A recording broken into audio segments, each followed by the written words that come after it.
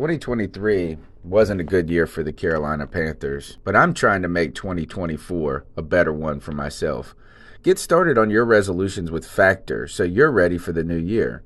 Factor's ready-to-eat meal delivery takes the stress out of meal planning and sets you up for success in the new year. Skip the grocery stores, prep work, and cooking fatigue. Instead, get chef-crafted, dietitian-approved meals delivered right to your door. With over 35 meals to choose from per week, including keto options, calorie smart, vegan plus veggie, and more, plus over 55 weekly add-ons, you'll have a ton of nutritious and flavorful options to kickstart your resolutions. Skip that overpriced takeout trap. Factor is cheaper and way more delicious than takeout.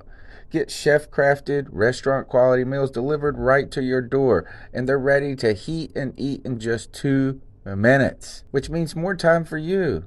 Head to factormeals.com/C350 and use the promo code C350 to get 50% off. That's code C350 at factormeals.com/C350 to get 50% off. Yes. All right. Here we go. I think. In a world where Carolina Panthers fans have an insatiable thirst for Panthers news and opinions, only one podcast roars ferociously. It's the C3 Panthers Podcast. All right. What's up, Panther fam? It's your boy, Tony Dunn. It's the C3 Panthers Podcast brought to you by CarolinaCatChronicles.com. We got a little different set list of players tonight, but I think hopefully everything is going to be working comfortably. We got change of stream, change of host tonight, but it's all going to be fantastic because the C3 Panthers podcast rolls on each and every week. All right, so right now, CK, welcome to the show. You're taking over for Cody. Cody 1, comes Cody 2. Hey, how's it going, guys? So at some point there is, I don't know why this is happening in the stream, but it says like there is like embed, you're embed. Anyway, I'll try to get that knocked off in a second. We also have Greg Schlager, listener of the C3 Panthers podcast, coming in. The Bat Daddy 52. Welcome to the C3 Panthers podcast. What's going on, Tony? Glad to be here, man. Fantastic. I'm excited to hang out with you guys and talk Panthers football. Shout out to all the people in the chat room. Hopefully I can get that stupid message off the chat board in just a second. But while we're here hanging out, we're going to be having a blast tonight talking about the Carolina Panthers as usual. I know everybody is scared and fearful after the Panthers fall again in preseason. Not a great showing, punctuated by Cam Newton getting injured. On top of that, potentially, you saw Luke Kuechly's wrist a little bendy up there early in the beginning.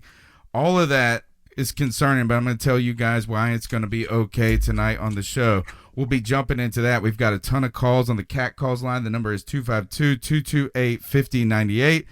And we want to hear your input, your thoughts, and your perspective when it comes to the Panthers' loss and how they're continuing, what you think this means for the team going forward, and as we assess the roster, because things are changing quickly. So plenty to talk about. Go ahead and smash that thumbs up button, subscribe to the show, and be a part of it. We're here from we're having a great time. So here, Greg, tell me this. Let's just go ahead and jump into this question right away. Is initial thoughts about the Panthers' loss against the Patriots, Week 3. Where are you at after it? Just even keel, where are you? Okay. To be truly honest with you, Tony, I'm not really that scared about it. I listened to a lot of what a lot of players said and what's going on. It's preseason still, and I get that it was bad. It was basically like a rewatch of the Super Bowl, which sucked. But it's preseason, and you got to remember, we were playing the Super Bowl champions. You know, these guys have been there 3 of the last 4 years. It's a good team to play against, to match yourself up against. And it didn't scare me that much. There were a few things that bothered me that I saw that I hope that we can tighten up as the season goes on. But I truly don't think that the Panthers show all their cards in the preseason. And I don't put a whole lot of validity into the preseason record because a lot of times when we do great in the preseason, we don't have a great season as it follows. And a lot of times when we do really bad in the preseason, we tend to have a pretty decent season going on. So it didn't scare me that much. So when you look at the record and the numbers of preseason games, I tend to avoid looking at, like you said, the outcome of the game, what the score is, and we're trying to evaluate that team on the field instead. Do they look sharp? Do these guys look well practiced? Are they strong in these areas? Where is their depth at? These types of things. So yeah, is that you don't want to over focus on that, but CK is that these games though ultimately were kind of close in some ways, and that should be heartening. In one way, is that you're in there, you're not showing all your cards like Greg says, and you are still hanging in there. But in other aspects of this, while we remain close and competitive, a lot of times we didn't see the things either that we had hoped to see. You see Tom Brady out there slinging around, dialing it in, and you're feeling optimistic about guy 42 years old going into his whatever bazillionth season, and you're hoping that you see the Panthers look sharp on offense, this and that, and we didn't get to see those things because Cam Newton hurts his foot. And so CK is that while the score doesn't matter, what did you see that is heartening or disheartening? Well, you bring a point up that the sky isn't falling, right? And I'm not saying the sky is falling, and I agree with your point that we were playing pretty vanilla, as far as our offense and our defense for that matter. The problem is, so were the Patriots, and we still performed that way, right? That's the concern I have. It's not like we were the only ones playing vanilla. It was all around, and I'm hopeful that what we're going to find out is that our offensive line is going to mesh once they kind of get used to the rotation of what they're expecting with Darrell Williams on left tackle backed up by Greg Little and things like that. I mean, once everything meshes the way that they want it to, you go back to 2015. Our 2015 season, they had so many different ways that they were utilizing the offensive line that, eventually once everybody got the hang of it, it was kind of smooth sailing for us. So I'm not sky is falling, but I'm also concerned that we weren't performing to the level that the Patriots were in the exact same situation that we were in, You're listening to the C3 Panthers podcast. We're hanging out in the Vivid Seats studio tonight talking about the Panthers preseason game, but we have not yet to talk about the elephant room, and that is Cam Newton gets injured in this game. Thankfully, it's minor and never looked to be major. In fact, I think a lot of people, the sky is falling talk kind of surrounded, at least caught momentum because of the Cam injury. But if you look at it, and when the news comes back that he doesn't tear his Liz Frank or there's any tissue damage, like real damage here, we feel fine. Is his foot, basically got a solid cramp in it while he was there. But guys, how did you feel, Greg, when you saw that? Cam wincing and stretching on the sidelines. You're like, oh, it's cramp. Nah, we're good. It's cramp. And then he walks into the locker room. Heart had to drop into your stomach. Well, with Cam Newton, I've noticed that every time I see him wincing on the field, he always walks away. He's always wincing, by the way. Right, yeah, right. But he always walks away. He goes into the tent. He does whatever, and then he comes back and he's fine. Like even on plays where it looks like he breaks his neck. Yeah. He comes back and he's fine. It's so like, that hurt a little. Huh? Well, I'll say what initially happened, I wasn't scared at all because it didn't look like anything serious. Maybe he just twisted his ankle a little bit. It wasn't too bad. Then when I saw him walking off the field, I had the Greg Olsen fear. I thought maybe he broke his foot. I dropped a bowling ball on my foot a couple weeks ago. Ugh. It sucks. So I know kind of how you need your feet. You need your phalanges. You need your feet. They help you. Your fingers and your toes and your hands and your feet. That's kind of what makes humans cooler than most animals. But you're right. I'd like to have hand feet like monkeys. Well, that'd be pretty cool. Yeah. Well, I said most animals, right? Yeah. But you're right. Is that obviously our fear when it comes to the Cam Newton's foot injury was compounded by the fact that we've seen Greg Olsen walk off and have a broken bone. Right. So as soon as it comes back, is that there's no worry here and concern to me, especially with the news that we get coming back from this, that there's no broken bone. Everything is just like, look, is that a midfoot sprain? Didn't know that happens, but I mean, obviously it does occasionally. Now, CK, the talk afterwards immediately goes to Eric Reed jumps in and says, Colin Kaepernick, please. And I want to pull for it. Like I'm not opposed to it, but boy, it was right away. Colin Kaepernick. No. How worried were you at that? What does this injury or this potential scare mean for you when it comes to watching those horrific quarterbacks? Thankfully, Will Grier looked better than the other. The Allen should not even be a consideration. He's terrible. Agreed. He's saved by that New Orleans game last year. That is the only reason he's in the position that he's in. Yeah, but they gave us that game to mess up our draft pick. Yeah, I mean, right. That's the only reason we won that game.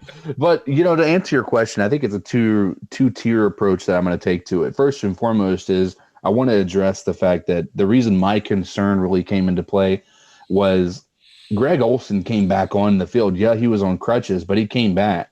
Cam Newton didn't. Oh, we were sitting there like, where the hell is this mug? Where are you? I mean, you the way I'm looking at tofu taco. Yeah, I mean, the way I'm thinking about it, and Dev Boogie, we were talking on Twitter. He was saying like, oh, this guy's not falling. He's going to be fine. And I'm sitting here thinking, Olsen was even out on the field after he broke his foot. I mean, Cam has not returned. There is something to be concerned about. But the other piece is, Eric Reed, I get wanting to get your boy in here. I'm not saying that I don't want Kaepernick here for the reasons that I think most people who don't like Kaepernick don't want him to come. Kaepernick was on the bench before he kneeled, right? He wasn't playing good anymore. He wasn't a good quarterback. He was hurt. That was what I brought up last week, was that we haven't seen it in a long time. He couldn't even win the starting spot before he even got blackballed. So. It's not something. I don't believe he brings anything more than what we would get out of either Taylor Heineke, Will Grier. Definitely we would have a step up from which is nothing. Allen. Yeah, exactly. By the way, is that means I would say just for the cost, we probably can't afford at this juncture to leverage that much money on a backup quarterback. But let's not focus on the Colin Kaepernick discussion because it's one that's so it's just so baggage. You know what I'm saying? There's so much weight to it that like we can't really just have a conversation of should we sign him or not. Yeah. Right. Well, is that there comes with the more conversation of the signing. But let me ask you this in ranking your concern or not 1 to 5 or anything, but how worried are you about the backup quarterback? I think it's a silly discussion to have personally. And I'm asking you this. I feel like I have to ask the question. I say it's a silly discussion because I just think like if there's no Cam, like, I mean, what are you really going to do? 8-8 with anybody? Agreed. Well, real quick, J-Dub in the chat, he brought up a couple good points that after this foot injury, nobody's talking about the shoulder. I haven't heard a single thing about the shoulder since the foot injury came out. And he even said Vermillion, said that if it was a regular season, Cam would have kept playing. I know he would have. We've seen him. That's the thing is when I said he's always wincing, he looks like this old dinosaur, like this crickety-crackety giraffe that's got to get up. And he's always looks like he has 70-year-old joints and in between plays. And then when he plays, all of a sudden he just like exerts his lubricant, I guess, into his joint. It's just all of a sudden he goes from being, I'm hurting to being the freaking man out there. All right. So let's keep going through this. Let's rank our concerns. Yes. Okay. Rank your concerns here. I think mine are less than most people's. So, CK, you start it. If I had to be honest, my biggest concern, as with I think most, is that offensive line. I think everywhere else we were in maybe the depth at linebacker. I feel like maybe that would be a close number 2. But that offensive line was very porous. I mean, it was not. I mean, there was 3 series and Cam got sacked 3 times. I mean, there's an issue with that. Now, granted, I think Cam should have made a lot quicker reads than he did, and I think that leads to it a little bit. But that can't happen. You know, that Manhurts let that guy come off the edge, Van Noy, and just ram into Cam. And he didn't really let him, though. If you watch that play, that dude jumped the snap count. Like, I mean, feel like he was offsides. Like, I won't say he was offsides. Is Manhurts? I mean, when you say let him, maybe that's exactly what he did. Manhurts like wasn't even moving yet, and my man was already around him. Like he didn't know what was going on. Sometimes guys just make phenomenal plays. I don't know if that was it, but it was like, God knows, that guy was fast. I will say this much: Christian McCaffrey picked up that blitz like a mother. You know, and he tried. Oh he tried his best. He did his best. Here is it. This is don't rank your concerns about that dude. That guy's about to be the best running back in the league. That's my prediction. Is that Christian McCaffrey? I saw him on that one run. It was 3rd and 15. That's what it was. 3rd and 15. And we get he got 14 yards, dude. Just blasted Muggs. He shot up the hole. He moved through it. And you're like, oh, well, that's 10 yards on a draw. He got another 7 just by lighting Muggs up. I'm telling you, if that was the regular season, I don't know if I feel good about that. You know, go for it at that point. But okay, so offensive line, you said, is the concern for you. Ultimately, where do you think that comes from? Do you think it's continuity of the line? Do you think it's a specific player? It's hard to really gauge the line play at this point to me because I don't feel like we can do the things offensively we want to do to help them. Yeah, I mean, we're not doing the motions. We're not doing the like you said, we're very vanilla, and that's the part of, I think, it's just them and the guy. Mm-hmm. You know, yeah, and that's and I get, you know, the problem is that when it is just them and the guy, we shouldn't have to scheme to be able to have an effective offensive line. I think our offensive line should be good, and then scheming just makes them better. But I think it has a lot to do with them meshing and having the communication. I think Matt Paradis understanding. I think we're signing a veteran like him was probably the best thing we could have done in the offseason for our offensive line, because I think that's going to help bridge that gap where, you know, we lost Khalil. But I think it all has to do with communication and making sure that everybody's listening to one another and trusting that if this job needs to get done, this person's going to do it, you know, and I just don't know if we have that yet. I'm not concerned about the offensive line yet, Greg, for this simple reason is that we have not done the type of play calling that can help them. You know what I'm saying? It's like, right. Obviously the defense knows it's going to be a pass or it's going to be a run. That's what we're working on in those situations. The other thing about I'm not exceptionally concerned when it comes to the offensive line just yet is I haven't seen individuals on that line that I'm just so concerned about. You know, there's not, to me, the Matt Khalil on this line, you know, to where, like, I don't know. I haven't seen it yet. I haven't seen anybody like, damn, that dude's getting beat like a drum yet. So, yes, have things been great? No, just yet. But I don't feel like we have a reason at this point to think that it's impossible to roll with. Where are your concerns? If you were going to rank your concerns, CK's with offensive line number 1, where are you at, Greg, number 1? Well, just to touch real quick on the offensive line thing, I want to put it in perspective. Like I said, we were playing the Super Bowl champions, and, you know, Bill Belichick's big thing is his defense. Like, that's what he does. And they weren't that good on defense last year, and I feel like he was really trying to figure out if they had what it took. Like, he was trying to learn about his own team a little bit. Well, but you got to remember, too, the last time this defense was out there that we saw them, they held one of the best offenses in the NFL to 3 points in the Super Bowl. Well, you're right about that. So, I mean, we weren't playing nobody. So to True. Not have a great first setting with the starting offensive line is not that big of a deal to me, as long as they can gel together eventually. And Cam Newton does cover some of that up. So I like that one play where he tossed it away early. You know what I'm saying? He got outside the tackle box. He tossed it away. There was nothing there. I felt like he made good decisions. The ball looked accurate when he was throwing it. The other thing is, do you think there's any credence before we move on to your, I guess, concern when still on the offensive line?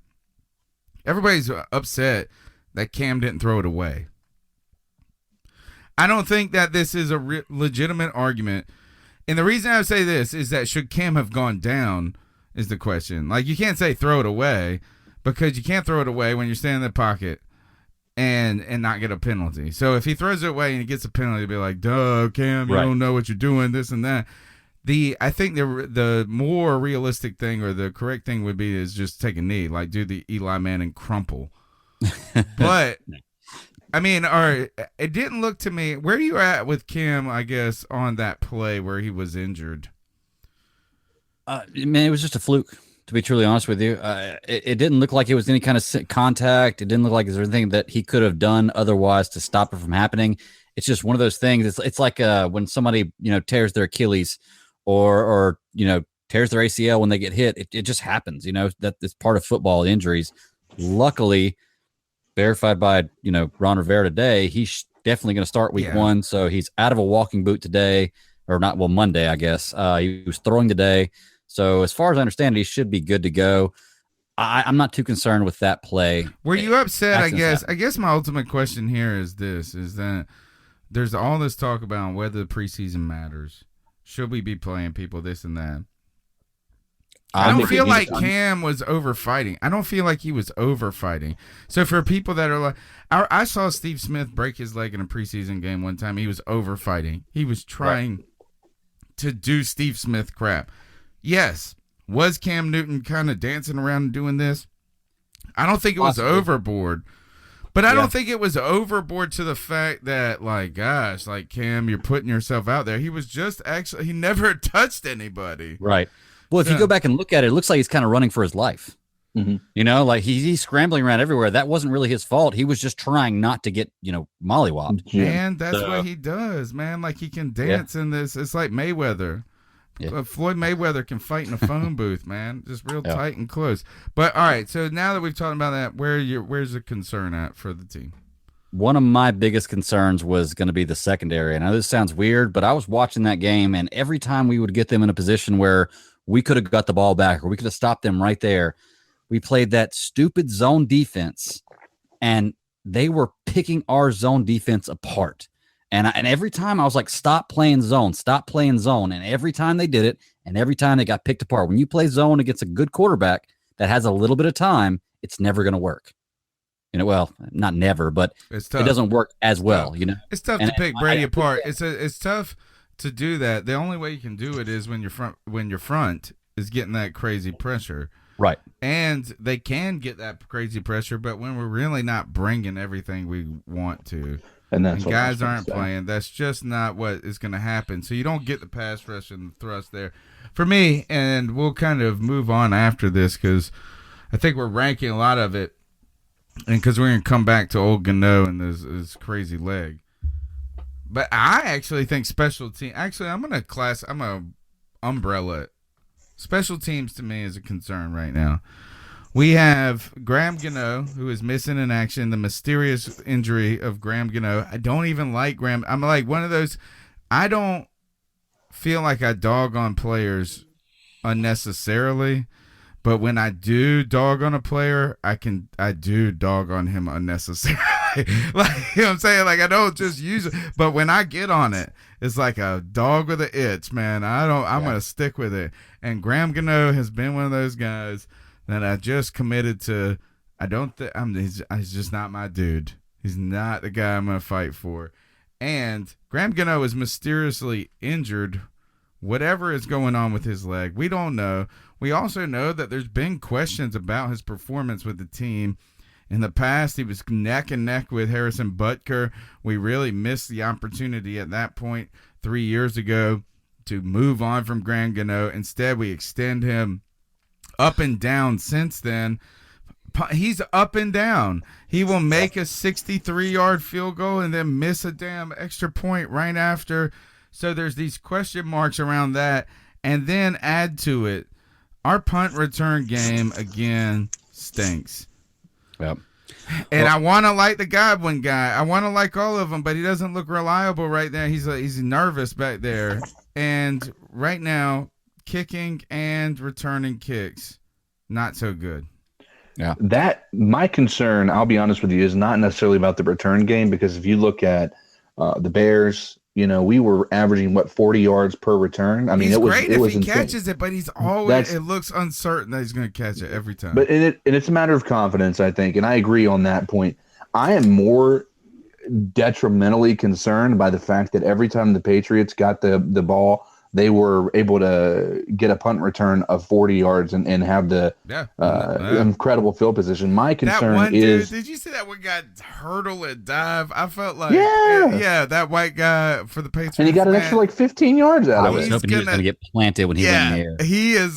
Do that a couple more times, bro. Yeah, do that a couple more. One time he's going to get planted. He'll stop doing that. Not going to work. I tell you that. Is that I was like, not oh leave God, your feet in the NFL. I thought my man was about to die. I really did. I was like, oh, he about to die right here. All right.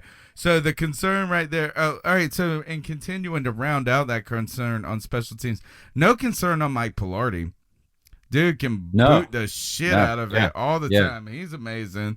And if I have to hear, Mick Mixon loves the direction of Mike Pilardi's punts. Oh, he does. I like Mick Mixon. I ain't gonna lie. So for me, it's somewhere in that that special teams component, because we just tend to forget every year that we have been good. And any team, I feel like, has been exceptional. They have been better than average on special teams. But think about how many wonderful games in the NFL have been changed by that dynamic. And if you got a guy who's fielding punts, we just are never comfortable without Ted Ginn. That's the problem. I hate freaking Ted Ginn, but my man can catch a punt. He can't catch a pass to save his freaking life, but he can catch a punt, and I'm worried a little bit about Godwin back there. The confidence issue, I don't know if we got it solved, Greg.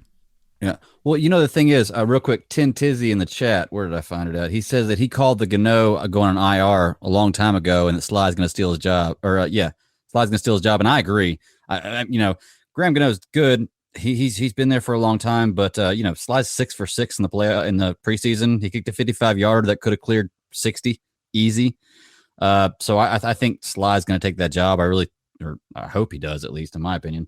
But with the Panthers, the entire time I've watched them, we've never been a strong special teams. Like, we've never been strong at returning punts, returning kickoffs.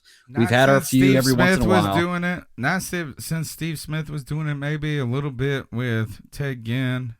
But even then, it wasn't great, And I think you can make up for a weak special teams if you have a good turnover ratio. If you can have a defense that has a lot of turnovers, you can make up for that special teams or that lacking of special teams. You can't lose yardage on those, and you really do. There's a lot of respect, CK, when you hear analysts. Just listen to it. Mark my words. Take your notes, C3 listeners, on this point. It's just listen to subtle comments from people that have been in the game, that are calling games, when it comes to guys who don't fair catch everything. Right. There is you go get it, then you go after it. There's a certain hero moment there that dudes appreciate. CK, we have not been there at this point when it comes to that, is that we don't have a guy that we feel super confident with. And this has been the bane of existence for any team that the Panthers have had a lot of talent on. They haven't done well. We lose Ted Ginn in, I think, 2014, and we stink. And special teams is a problem. Philly Brown's out there doing this and that and this and that. Brenton Burson's fumbling crap, I think, against the Bears. And then in 2015, Ted Ginn, that was his game. How do we solve this problem, Cody? Can you go into this season with Terry Godwin and just be like, this is our dude? I don't think at this point in time we're going to do anything other than have him as our kick returner. Right. Go get him, brother. Fucking wet behind the ears. Just suck it up, Buttercup. I mean, it's unfortunate, but it's the truth. I just don't see a situation where we aren't where we're going to let him go. I mean, let's be honest. I think he's got a lock on that 6th wide receiver spot. I just don't know what to expect. I mean, outside of something crazy like getting Ginn back or something like that, I think that Terry Godwin's just got to get his feet underneath him, and I think he'll we'll have. I mean, you got to remember, it's a learning curve for some of these guys, and Steve Smith wasn't the greatest rookie at first, but I mean, he came out and he was. Yeah, he was. Kick returning, he was. Yeah. All right, well, we need an answer back there. So that's our concerns right now. We've gone from offensive line to Greg. What was yours one more time? The defensive back secondary. Yeah. Question, and we still have to ask: is Eric Reed a dirty player? What is going on with that? I hating to say those words in a sentence when you're talking about your own player, but we will talk about that penalty. Mine is when it comes to special teams here, but guys. You're listening to the C3 Panthers podcast brought to you by CarolinaCatChronicles.com. And we're hanging out tonight in the Vivid Seats studio. Look, go ahead and use the promo code OVERTIME in the Vivid Seats mobile app to save up to $100 on all ticket purchases. First time customers only. So we get that plug in. And guys, now we've got to also guilt and shame the audience. I didn't notice this until someone in the chat room said, "What's up? Only 16 thumbs up." And then I flipped over to the stream. There's 51 people watching live right now, folks. Smash the thumbs up button. Well, subscribe. Thank you, though, Susan Deans, for the wonderful donation, but also thank you, every one of you, 51 of you, for your time. Actually, 50 of you, because one of those is probably me. 50 of you for your time and your attention. That's fantastic. Wonderful to hang out with you on a Tuesday night. Guys, I think we should jump into the cat calls where we let homeboys hang out with us and talk. The number's 252-228-5098. That is 252-228-5098. You can be a part of the show.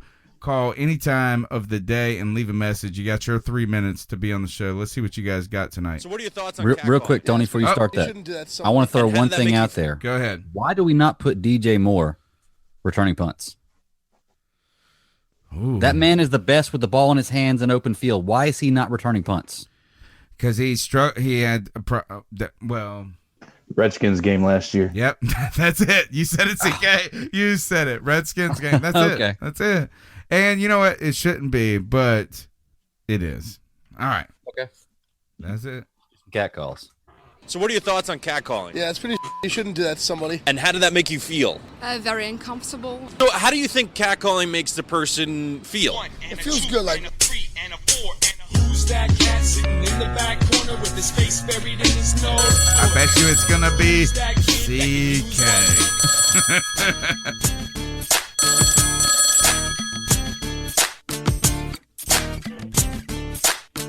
In a world where we have no backup quarterback.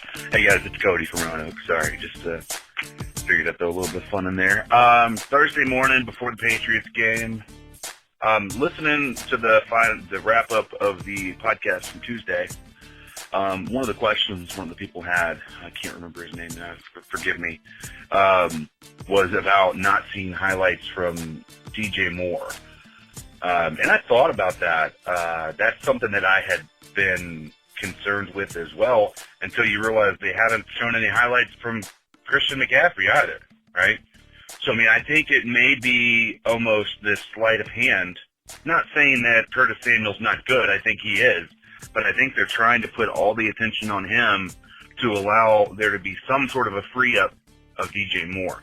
I mean, at least maybe I'm getting too deep in the conspiracy theories, but that's what it feels like, right? I'm going to ask this guy all about this question. From the stars either.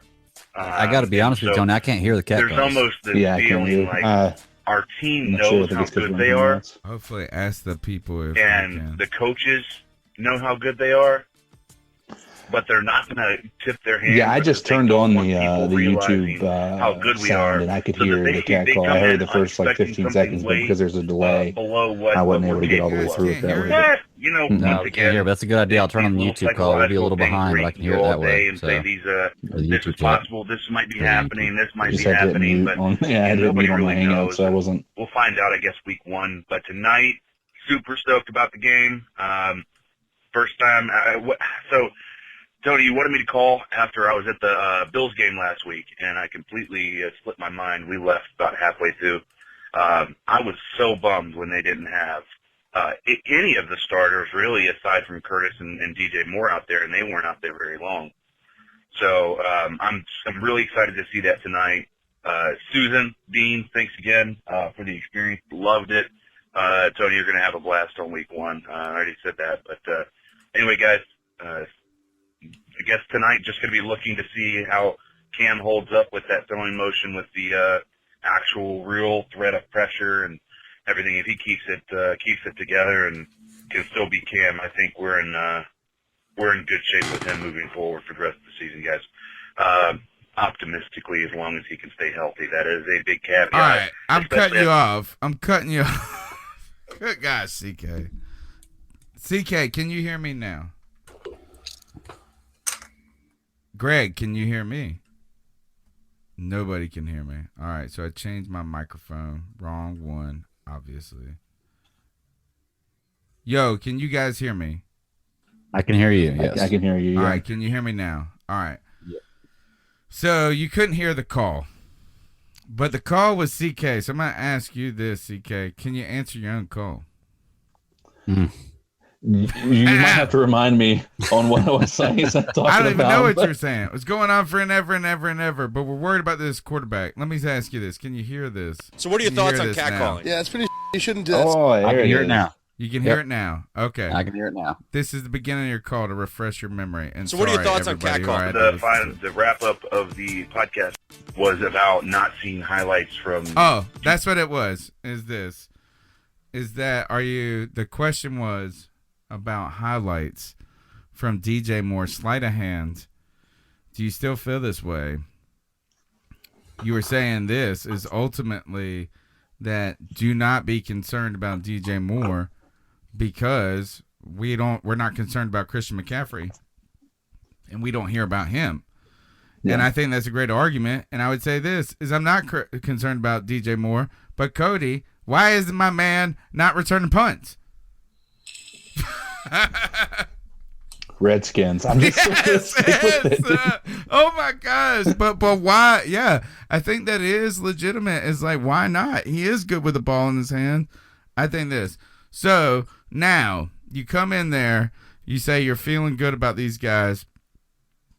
DJ Moore has been he was in there in that game. He tried to pull away.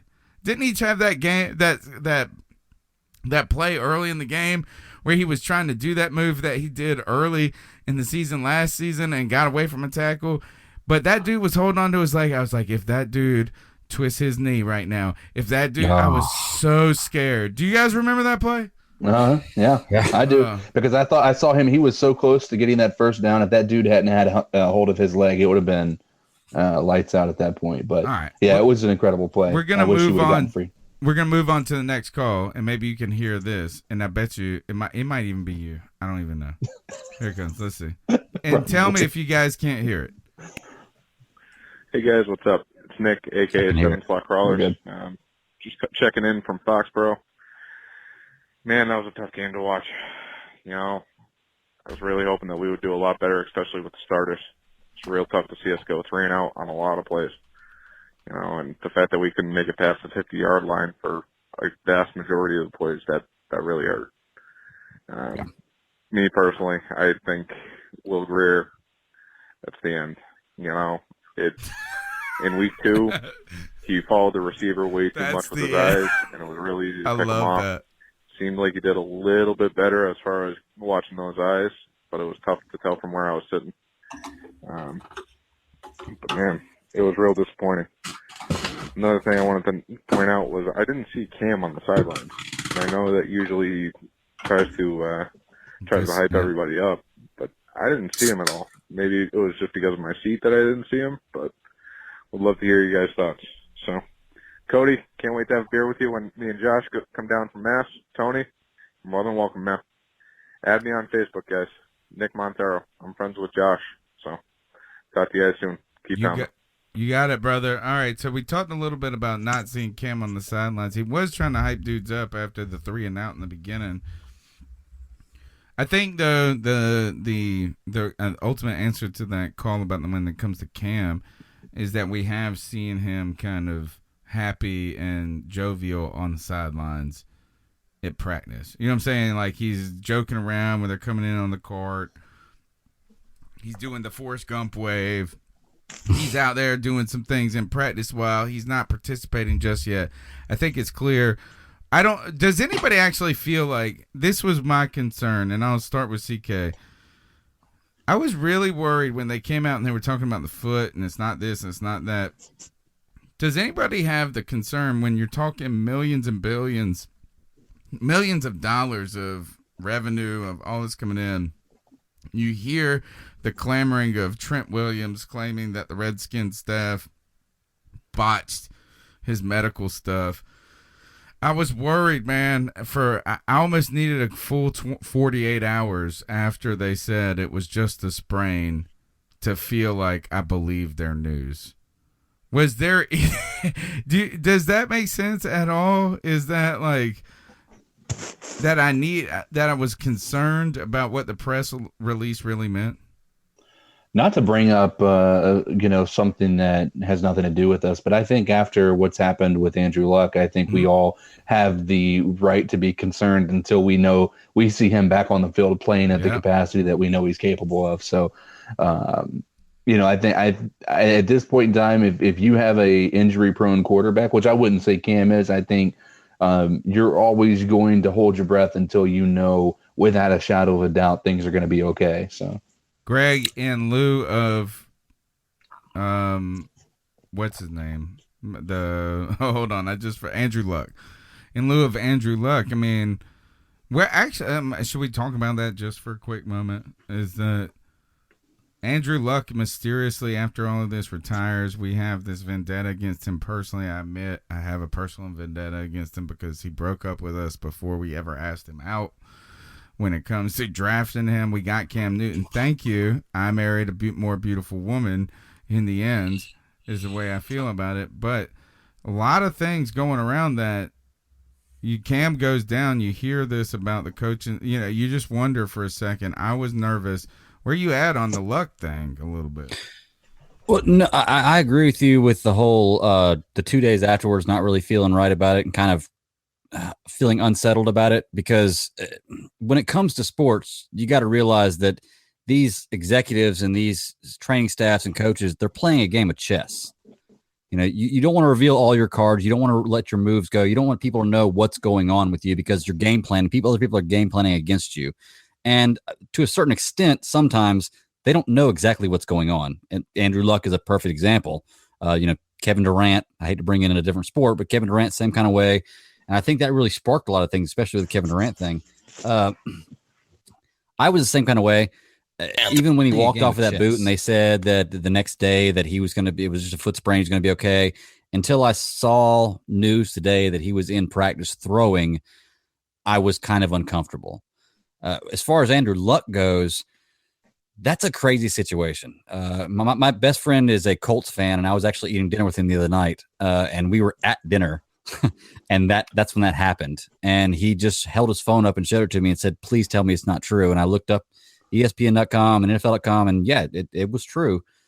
I don't know what to think about what training staffs and coaches say about injuries, because I don't feel like I can trust them, because I feel like they're going to tell you what they need to tell you to sell to you what they want to sell to you. But the player is also complicit in that. I mean, they have a voice. Yeah. They have a voice in this process. Now, when it comes to Luck thing, this guy sent me this is terrible. Is that, because you are, and here, I hate to segue this to a fantasy football discussion, but I always like my fantasy football drafts to be late. so that when people get injured in week 3 or whatever, I think it's just better to draft closer to the ends. You don't want to pick Lamar Miller or obviously things or like now Andrew Luck. And then O.J. Simpson puts out a video that says, oh, damn, Andrew Luck, you just retired. And this guy I know who's really very snarky on Twitter. It's funny. We argue all the time. We hate each other. We're nemesis. But he's funny. He said, run, Andrew Luck. Hobble out of there. Whatever you got to do. OJ's upset that you. I was like, I about died. All right. So, still more to talk about. Quick, go ahead. Mentioning that in the C3 draft you had the other night, I had a guy in my league that drafted Andrew Luck. And I couldn't believe when I saw it. Oh, and that was after. I couldn't believe when I saw it. I was like, and it was like it was like 7th or 8th round too. Yeah, I couldn't believe it. I was like, oh man, he screwed up. All right. Yeah. You're listening to the C3 Panthers podcast, brought to you by CarolinaCatChronicles.com. Every Tuesday night, we chop it up. We hang out, talk Panthers football. CK, it's 45 minutes in, and now I'm mentioning that every week after the games this year, the C3 Panthers podcast is going to have a post-game show. CK messaged me. He said, you should probably mention this early in the show. And 45 minutes in, I finally say, hey, every post-game, after the game, we're going to have a show, and you can call in to the Cat Calls line. I'm going to download it. A lot of games. I'm going to be at a lot of games this year, so this is going to be the fun part, is that we're crashing. Cody don't even know it. He does kind of know it. He's not here tonight, but we're crashing his house. And after the games, we're coming to Cody's house. Me and CK, we're going to be doing these post-game shows. And then I'm going to be driving back to Greenville. So there's going to be no drinking for Tony on these game days. It's going to be fun. So check out that. You can also pre-order your T-shirt, the Keep Pounding T-shirts. They'll be here this week. I'm still giving discounts till they are here. And whatever. Support the show. Subscribe. Be a part of it. Let's go to the next call. I must have pushed refresh 973 times to get an update on this Cam Newton injury.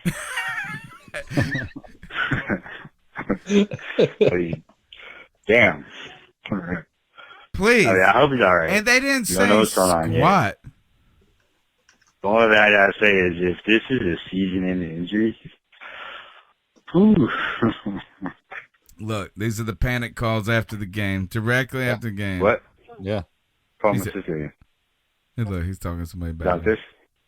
All right. So here, thank you for the call. And what we got there is, guys, is in that game we saw, and this is the time to bring it up, fellas, is we've debated my friend Bill Daughtry on Facebook has said, like, guys, why did you talk so much shit about Cam being hurt or potentially getting hurt? He's like, the C3 podcast brought this on. You guys kept saying, they don't go play him. You don't go play him. But my heart dropped into my stomach, not just when Cam got hurt, because I didn't look at it and go, oh, that's that bad. I was like, I'm feeling good. I'm all right. He's going to be all right. He could come out. I know Cam. He winces like that all the time. Not that bad. But then, while he's over there getting checked out, freaking Luke Kuechly tackles some dude or gets some scrummed up in this, and he was grabbing his wrist. I about shit a brick then. Guys, I don't know what the benefit is at this point.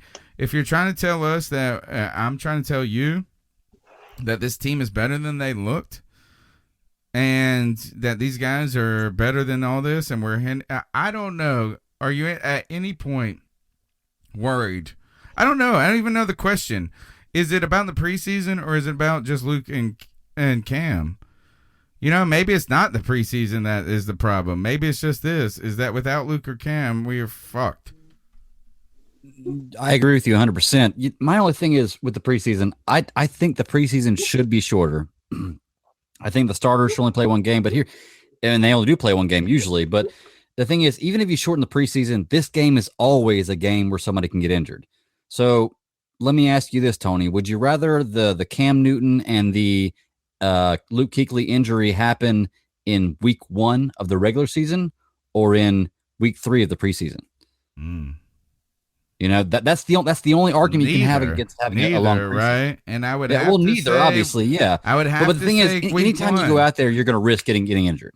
That's all there is to it. You're right. I mean, it's just kind of one of those things. It's like a bad omen almost.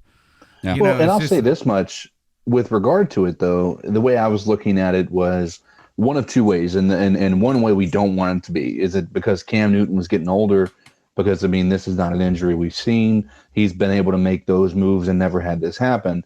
And as he's getting older, obviously these little things can happen. Or is it because he hasn't been able to move pretty much all preseason? Normally he at least plays one or two seasons, preseason games prior to this, at least one or two series, and he didn't. And all of a sudden now he's thrown into the mix and he's having to go up against an actual pass rush that is coming at him full force. I think it's a matter of stretching almost. It's like if you don't stretch, you're going to pull a hammy, right? Same concept. I think he hasn't had the ability to actually be mobile. He hasn't had to worry about people hitting him until literally week 3 of the preseason. Maybe he's just 30 years old.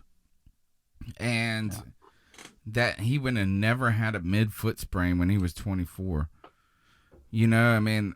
Well, I don't know. I don't know if there is a way to prevent it. I guess that going back to your question, Greg, is would you rather have it in week 3 or week 1? I guess it's just going to always happen.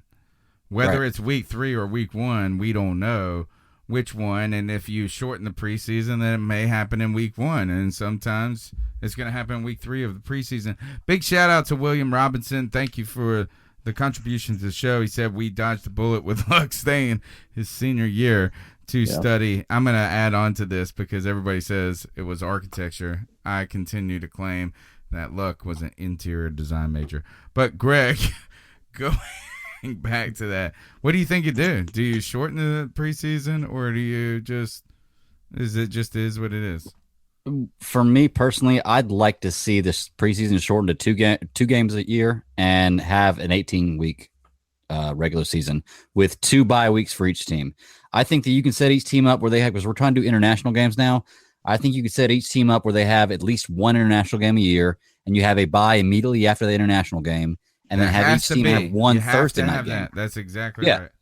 And then one team have a Thursday night game, and they have a bye after the Thursday night game. I can't do the math because I'm not that smart, but these guys who make the schedules can. So everybody has a Thursday night game and an international game, and then after those games, they have each of their byes.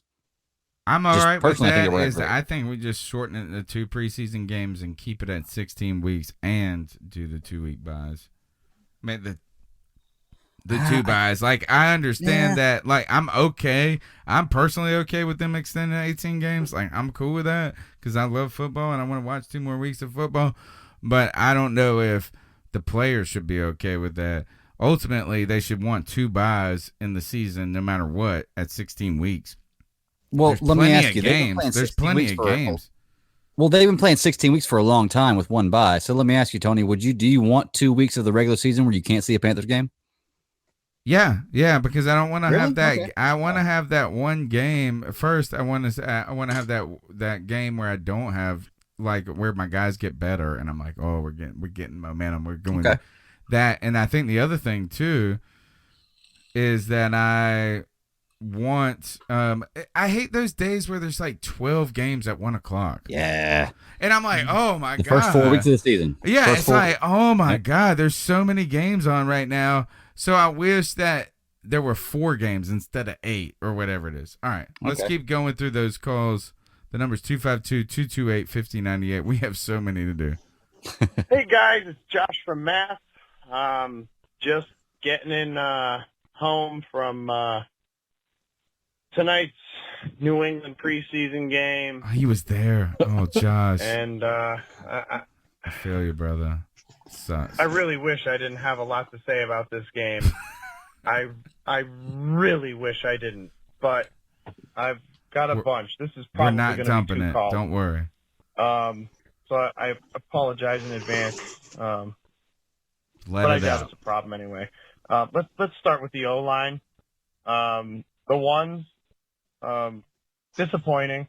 Too much pressure allowed on Cam. I mean, this man has spent all off season rehabbing the shoulder, so that way we could have a hope of a long ball game. and it just wasn't there. There's pressure in his face, and it wasn't a left side, right side thing. I mean, I'm going to have to watch some more tape to definitively say, but it looked like it was just an overall problem with the O-line allowing pressure. And then, the end of the first quarter, Cam has to leave the game with some kind of foot or ankle injury, which, excuse me for putting it bluntly, but that's fucking bullshit. Absolute bullshit. After what happened last year and everything that we waited for and for everything we've waited to see, for that to be an outcome of a preseason game, it's bullshit. There's no other term for it. It's bullshit. Dice, and I'm sorry if people's kids, wives, whoever are listening, but it's bullshit.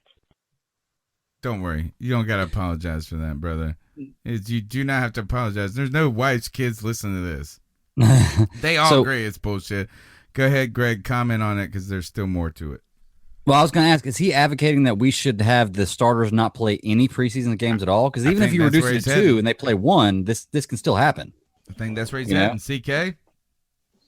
I don't think that, for the most part, I think that everybody that, to be honest, we haven't played our starters all preseason at all. And I think he's asking for us to take a book out of the Rams page where they don't play their starters at all. I think he's kind of right now in this day and age. I know it's sad, but it's like, hey, they don't tackle in freaking college anymore. So why should they even practice in the pros? Okay. I don't know. No, I don't know. We don't really know. I think it's just always going to be a problem, Greg. Is like that's kind of what we're talking about, is that it's always an issue. And we're always trying to move. It's kind of you're trying to hit a moving target ultimately. Right. And I don't know if you will. I do think is that we could be a little bit more determinate in what we're trying to accomplish in the preseason. I don't know if that's the best way of describing it. But here is that, do you really just want your guys to have some action? Then let's go ahead and do it right away. Week 1, and then file those dudes away. And then the next 3 weeks are only dudes trying to make the team. I don't know how you do it, right? Yeah. But that's the problem. It's so wishy-washy is the preseason ultimately, right? Well, when did they determine that week 3 was the game that everybody came out, the starters came out to play? Like, you're right. Why wouldn't it be week 1? That doesn't make any sense. Why would you do it week 3? You want to have the guys who are trying to make the team come in the last 3 weeks and prove themselves the last 3 weeks. Maybe they should change that game, the dress rehearsal, to game 1. I guess maybe they're worried that the distance between week 1 and week 1, week 1 of the preseason, week 1 of the regular season is too long. Yeah. I don't know. I don't know what the magic formula is, and I don't think there is one. I think, though, being more intentional with what you're trying to accomplish in the preseason, maybe it's week 4. Maybe it's, you know what I'm saying? It's just like, here, we're going to give everybody I don't know. But right now, I don't feel like we're learning a ton in the preseason, and I hope the coaching staffs are. Let's continue with the call. I'm livid. And I think everybody in my nation should be livid. Absolutely Get him, out of your mind. I'm with you, brother. About what we saw tonight. It was bad. Beyond bad. It was trash. You guys couldn't open up a fucking lane for McCaffrey. They couldn't give Cam time. What the fuck are you doing in there then? Boop. What are you doing? These are your jobs. Protect the quarterback and open running lanes. And if you can't do either, then it's time to flush it. Period. Fire everybody. Find some new fucking fools. Because it was bad. Upset. And I'm just about at 3 minutes, so I'm going to hang up. And I'm going to call back again. I've got more to say about this game. I can't wait to hear the second call. Quick question on that. One of the things I was thinking about is that as we continue to talk as the Panthers line was trash, that's what I saw on Twitter. Is like, and I don't think it was. I think we got beat like a drum on that one play, which made it look terrible. And I won't say it looked like fucking they were dominating either. I'm not saying they were trash, but ultimately it's like recyclables. That's what I'm probably saying. But my thing is when I'm looking at this, is that I don't even know what I was going to say. Here, let's just go to the next call. Well, hold on real quick before you go to the next call. I do have to comment on what he said about, McCaffrey only touched the ball 4 times. 3 of them was a run, 1 was a pass. One was 3 for 14 yards. Right, that's what I'm saying. He did average 5.3 yards per carry because of that carry. So, I mean, if he only did 3 carries and he averaged 5.3, even though I know one was a big one, I mean, every play is not going to be a big play. It came back to me. To me, Greg. Can you hear me? Yeah, can you hear me? Yeah, I can hear you. So my question is, if we continue to talk about these O-line problems, this is what was fleeting my mind at the moment, is everybody tells me John Matsko is the best coach in the history of the world. Why is this offensive line not better? They haven't had time to gel that, man. I mean, they've got a lot of new players and a lot of new roles and a lot of different positions. They're trying to figure out Little. They're trying to figure out Paradis.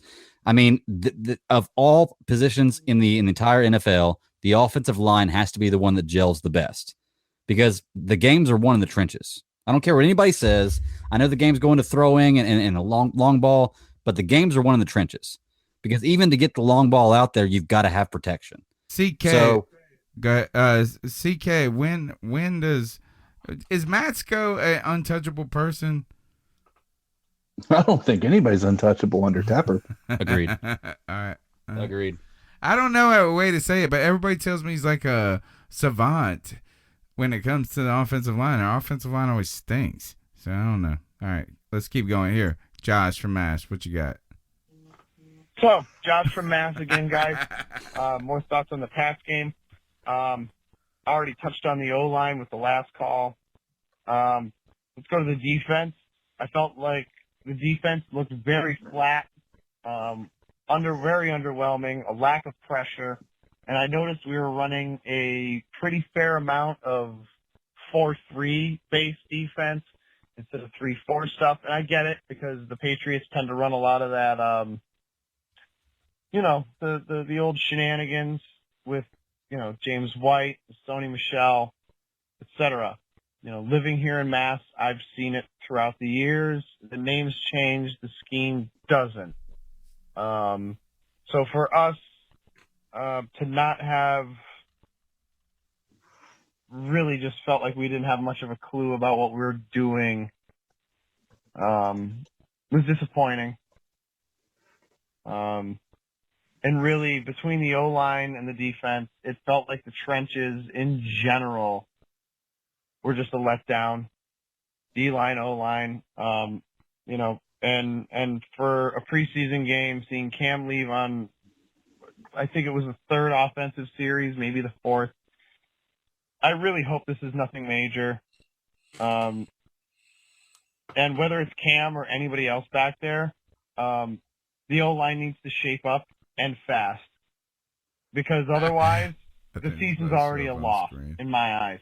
If the O-line can't give him time to make good, solid use of his newly healed shoulder and operated shoulder, if he doesn't have opportunities to use his strengths, then we're not going to go anywhere. Because let's face it, the man ain't getting no younger, and the ideology of him running around to avoid pressure, to avoid problems, look, I love Cam. I love his mobility. But as the man gets older, we can't lean on that. It cannot be a crutch. We cannot lean on that Jerry Richardson-esque idea of we have a mobile quarterback so we can get away with having a trash O-line. Okay? Yes, we got to the Super Bowl on that type of mentality, but we didn't win one on that mentality. You won't win one on that mentality. I don't care who you are. I don't care what your team is. This team tonight showed some serious deficiencies that, if not addressed, we're not going anywhere, period. We're not going to win a fucking game this year if these things don't. Okay, it looks like cut him off. CK, you want to take that one, man? I don't really know if you can comment on it. I think he covered a lot of the bases that I think most of the fan base felt after that game because there was so much uncertainty. I think since then, things have. Once again, we live and die day to day in this world, and in the sports world that we are constantly subjected to with the news alerts and everything. But we clearly are in a position where we're emotional because our optimism is so high for our team this year. Yeah. If we weren't so optimistic, I don't think we would have this type of emotional reaction to a preseason game. Let's be honest. Well, I get that. Well, where I can agree with him on the call as far as we can't rely on Cam Newton covering up everything anymore, and the offensive line does have to step in and be better. It's one of those things, the offensive line can't be built in a year. It can't be built in 2 years. They've got to mesh together. Like I said, it's one of the most important aspects of the game for them to gel together. And as far as what he was saying was, we did in 2015 and we got the Super Bowl. You got to take everything into consideration. We played the Broncos that year, and if you go back and look at it statistically, they were like the number 6 defense of all time in the NFL. So for them to have the defense they did and us to play the way we did, I mean, you can't really put that on the offensive line in that situation. But I feel like he's right. We do need to solidify the offensive line, but it takes time. You only learn from your mistakes, and you can only get better from where you are right now. I just feel like I can tell he made this call immediately after the game. Mm-hmm. And I'm willing to bet if he called right now, he'd feel a little different. Where are your expectations now for the team? This is kind of where I was at after this game. I've learned one of the great things about doing the podcast on Tuesday, we do the post game right after the game, where you can be a part of that show, calling into the Cat Calls line. The number's 252-228-5098. Plug. But after the game, we're all riled up. You know what I'm saying? We're all in our feelings. We're all in our emotions. We're some kind of way and all of this. And then by Tuesday, we're starting to put this a little bit in more perspective. Guys, really, where are you guys after this game? I think that's where it comes down to, is that after the game, people were in some kind of way. Yeah. And now that we see Cam Newton healthy, or not healthy, that's not the right way, as we see that Cam Newton is not, we're not worried about this being a long-term debilitating injury. Are you really? I'm not really much. This didn't move the needle a ton for me, this preseason performance. I think it did maybe for a lot of people in the 24 hours after the game. But are you guys kind of coming back to center now? Well, I kind of agree. It didn't really change my expectations, because when I really sit down and think about it, it's a preseason game. After the game, I was irritated. I had a lot of stuff to think about, but it's very much like the Andrew Luck situation. As soon as he retired, he had fans booing him. He had people that were mad at him. And then a few days later, that narrative kind of changed, because anytime you get upset about something, you're immediately going to it. Huh? The world guilted us. I feel I feel bad for the booing fans, not because they booed. I think that's jerkish, but gosh, did we make it sound like they are the worst mugs in the world? No, I get that. But what I'm saying is, though, is immediately when it happens, anything in your life, not even when it just comes to football, anything in your life, when you're upset, you say things and do things you don't necessarily fully mean, because we're animals. We run off emotion. I just feel like I said, I agree with you. I don't think it really moved the needle for me, whether this team is going to be better or worse based on what happened. But you got to remember that anytime any player goes out there, any kind of key player in a game, a key position players, Luke Kuechly, Cam Newton, anybody like that, Christian McCaffrey, they're almost never going to be 100%. So you got to take that with what's going on, because I don't know. My expectations just don't change, I guess, necessarily after I see something immediately. I kind of try to take some time to sit on it and think about it and let it stew in my brain, and then I kind of make a decision on what I think about what's going on. For me, though, didn't move the needle. I still have the same confidence. We're going to win the Super Bowl this year. I said it right here. So what is it? The last call was from Josh from Mass, right? Yeah. Coming back from the game. I think there might be another one. Let's see if Well, he had the first two. Yeah, he had those last two. So maybe it's cool down, Josh. I apologize for the profanity-laden there you go. messages There here, you but go. I really think after seeing what is supposed to be the I love dress how we're rehearsal watching the preseason arc game, of his emotions. Game 3. And Cam's got an injury, and we don't know what extent.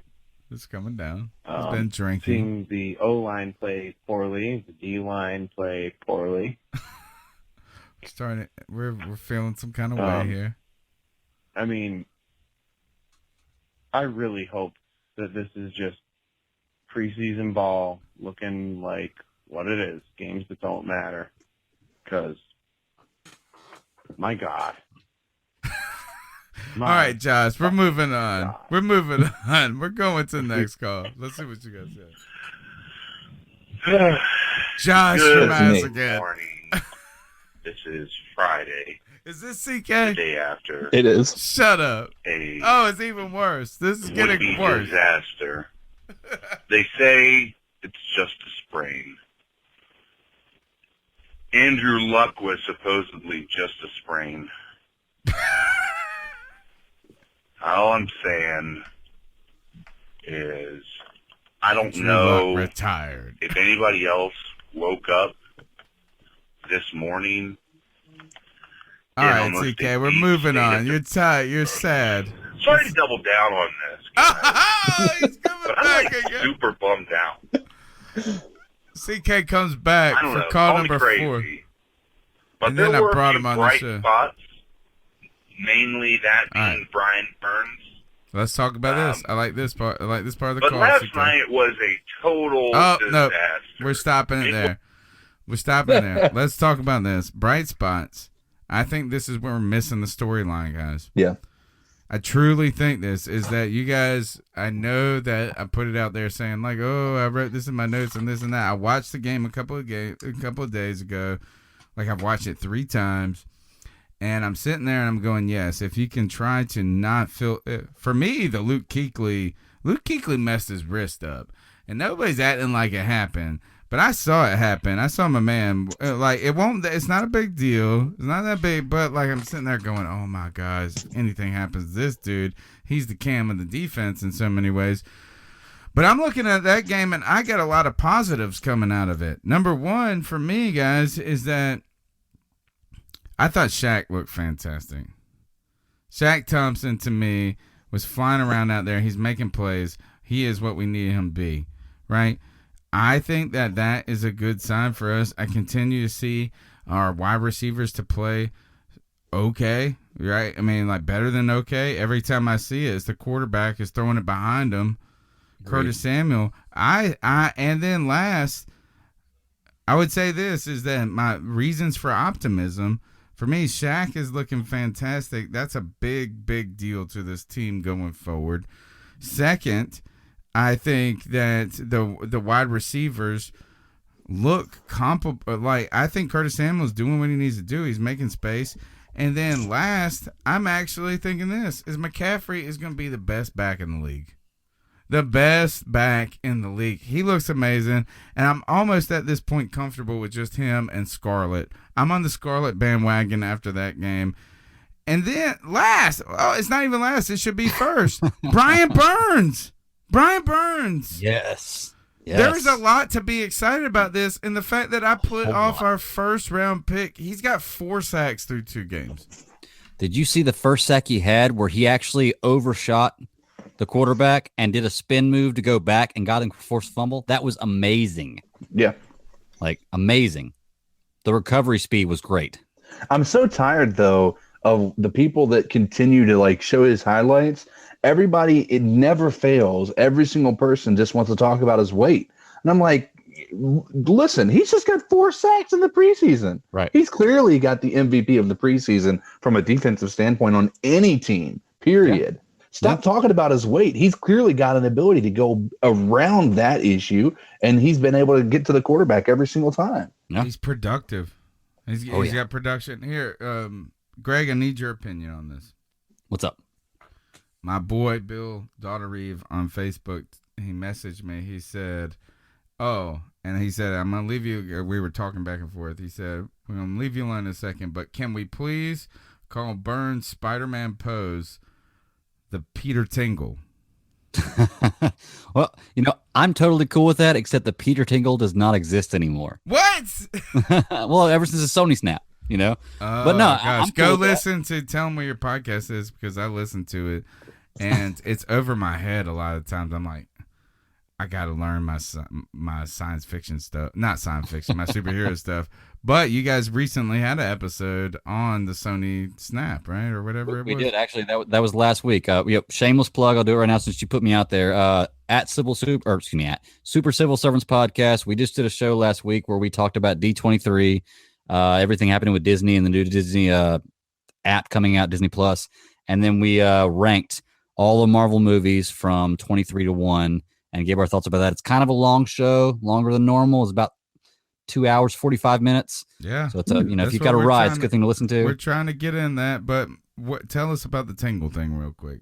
Why? Oh, Peter. Well, tell I us got why. you. It's because he says this Superman pose, the Peter Tingle. I Google it. The Peter Tingle looks funny. I was laughing. And I'm ready for it, but now we can't. Right. Well, basically, Sony and Disney couldn't come to an agreement on the terms for Spider-Man because basically Sony owned Spider-Man and they were kind of renting him to Marvel or MCU Studios so that way they could use him in Avengers.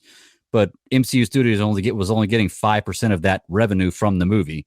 So when a Spider-Man movie did $1 billion, MCU, who was doing all of the work, only got 5% of that, and they kind of got tired of it. And they tried to renegotiate it, and it never worked out. How does Sony really own Spider-Man? I don't even understand how that's possible. It felt like he was created by Marvel. Marvel sold off. Right. Oh. In the early 90s, Marvel almost went bankrupt, so they sold off all their characters, the X-Men, the Fantastic Four. All these characters are made by Fox and Sony, everybody. Now they're trying to get them back because they're making a lot more money. And they have a lot of them back now. Right. But Spider-Man's not one of them. Okay. So. All right. And they pulled the plug on. So we can't call it the Tingle. Maybe we can call it the Tingle. And we own the rights to it. We own the rights. Right. We're free for it. All right. Keep going through these calls right here. It's probably CK again. No, I'm done. Hey, C3, it's Nova Black. Y'all know I had to call in after the doggone preseason game last night. Everybody's Y'all pissed. know we got to see QB1 play. I know everybody on the show going to be talking about it, saying he got hurt. It's okay. It's football. You're going to get hurt. Nobody wants Cam hurt. God, Nova, but guess what? voice of reason, it's okay. brother. It ain't severe. It ain't a broken bone or nothing like that. QB1 will be back, hopefully, by week 1. But hopefully he's going to be there, buddy. QB1, ice up, man. Trying to keep the play alive. But anyway, the guy played from when he passed the ball. I think he got some good passes, made some really good decisions. It's good to see his growth. I think what's that boy named Manhurst completely missed the block off the edge. Guy came in. He came. That was a nice tackle. I like that tackle. Nice palm tackle, clean tackle, good for hitting quarterbacks. Cam being smart, knowing he could have stayed up, because a hit like that won't take Cam out. But he went down, gave himself up. Good quarterback, and it shows a lot of growth. Anyways, the rookies and stuff, what's my guy named Will Greer and Kyle Allen, those guys averaged out. Brian Burns showed up again, 2 sacks and a strip sack. Wow. But then, it's all good because he still got way more room for growth. Now, the nickel situation wasn't too bad, even though Garland didn't play. The safeties, I think the safety played well. Nova Black is going to get a job from the Panthers. So what I see, I'm trying to speed right through it. I see wide receiver play. New England guys have some really good coverage. Defensive line, little slow on the push. Took them a little while to get the motor going. They started to get the push, but as soon as they start getting real good push and stuff like that, coach took them out. But Tom Brady is Tom Brady. You guys know that, right? Okay. Yeah. Put the ball where nobody can get it but his guy. And you can tell that they schemed for us a little bit, just like Buffalo, because they was getting the ball out fast, especially when we played 3-4, because our 3-4 pass rushes insane. You got about 3-4 seconds that they'll be on your ass. And that's what it looked like to me. Anyways, I got a guy that stand out, the guy that stood out the most to me. What's my man name? Jermaine Carter Jr. he was getting beat up. He looked made a lot so of much mistakes better. last week. I Came felt back bad. and improved way better, played way better. Seen the guys getting better every game. We're going to see what he's doing this next game. I think he might make the team. Anyways, you guys keep pounding. Tell me what your thoughts on Jermaine Carter Jr. and Andre Smith, you know, the linebackers.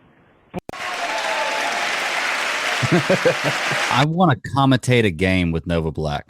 Like, I want to watch a game with him. Let's commentate this game and record it. He just did the C3 podcast in less than 3 minutes. It took Josh 9 calls. Yeah. It took CK 12 calls. Nova Black did the show in 3 minutes. He just did it. It was amazing. And I went, out of all the things he talked about, I want to talk about Jermaine Carter Jr. Guys, last week railed on the depth of this defensive, on these linebackers, these interior linebackers. We did not get to see Shaq and them out there and doing those things. But guys, in the right situations, he looks so much better. It almost made me just say, is week 2 a bad game for him? And he's looking so much better. I think Nova Black's on it there. I'm feeling. Look, he didn't really say anything bad about this team. He actually had a little bit of praise for the Patriots. CK, is that last week I was hard on those backup linebackers, but Nova Black brings a fantastic point, as really this is what the preseason's about. It's about growth and developing. To see that guy progress from week 2 to week 3, that's a diamond in the rough right there, when we're actually just been crying about the injuries and all the other things. Yeah, I mean, it's always nice to see somebody step up, especially like you said. I mean, we had a poor outing against Buffalo from our backup linebackers. We learned that our depth maybe wasn't as deep as we had hoped, but to have somebody finally step up and put themselves in a position to show they're able to contribute, if in fact something happens to one of either Luke or Shaq. Please no. I know, but it's the reality of what we live in. We have to think that way, and it's unfortunate.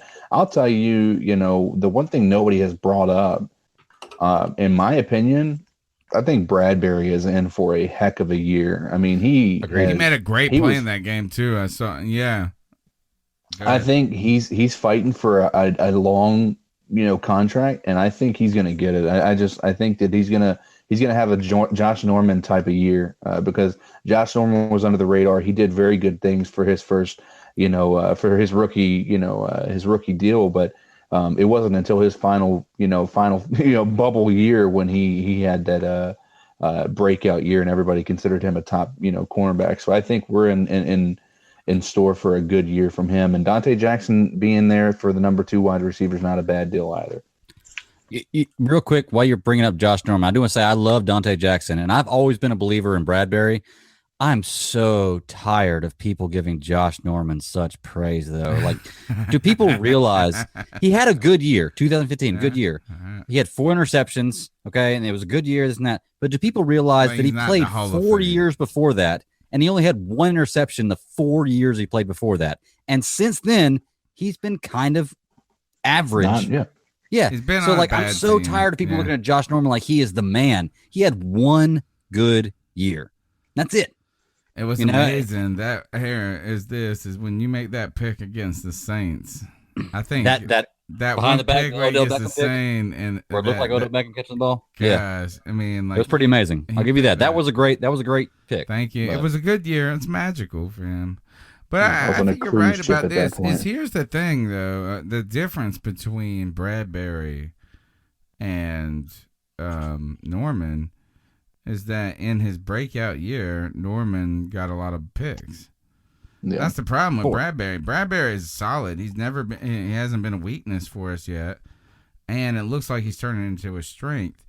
He's gonna have to pick some balls off. That's the problem. Well, this is his 4th year, right? It just doesn't have the numbers on interceptions. He has pass breakups. He just, the guy's got to catch the ball. This is why he's a DB. Obviously, he can't catch the ball. Whatever his numbers are pretty good against. Like if you look at he don't have a ton of interceptions. That's the interceptions is the only thing. Yeah, they're like sacks. It's like sacks. You know what I'm saying? It's like you be a great player, but sacks get you paid, bro. And Dante Jackson already has, I think, more interceptions than he has. Like his whole career in like 4 games. Yeah. Well, here's the thing is with Bradbury, like I was saying before, this is his 4th year. And I was talking about earlier about if you can make up for special teams with turnovers, maybe his 4th year he comes out and he has a few turnovers this year, and that causes us to push us forward and have that turnover differential be better. That's the difference in a team that makes the playoffs and makes a deep run, and a team that doesn't or gets taken out in the first round like the Cowboys. I tell you, I was a little worried about Bradbury for this, as I've been a fan of him. I've been cheering him on to be great. But as we saw this training camp unfold, and we kept hearing Curtis Samuel, he's fucking electric. Nobody can stop him. Nobody stop him. I'm sitting there looking at the highlights, and Bradbury's getting burnt like toast by this dude. And that concerned me, but I think this is good news about this. Iron sharpens iron type thing, and that maybe it's not a referendum on Bradbury, but just simply Curtis Samuel being amazing. Because as I watched that Patriots game, Bradbury looked legit in there, like he was taking care of business. And so to me, just him getting roasted by Curtis Samuel might mean that Curtis Samuel's just roasting everybody. And everything I've seen in the preseason, guys, suggests that.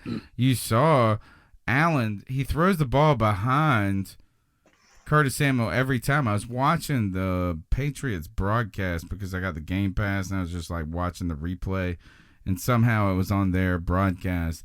And they were like, oh, I don't know why wide receivers don't run to the mark. It was a 3rd and 10 or some shit like that, and he ran, his route was a yard short.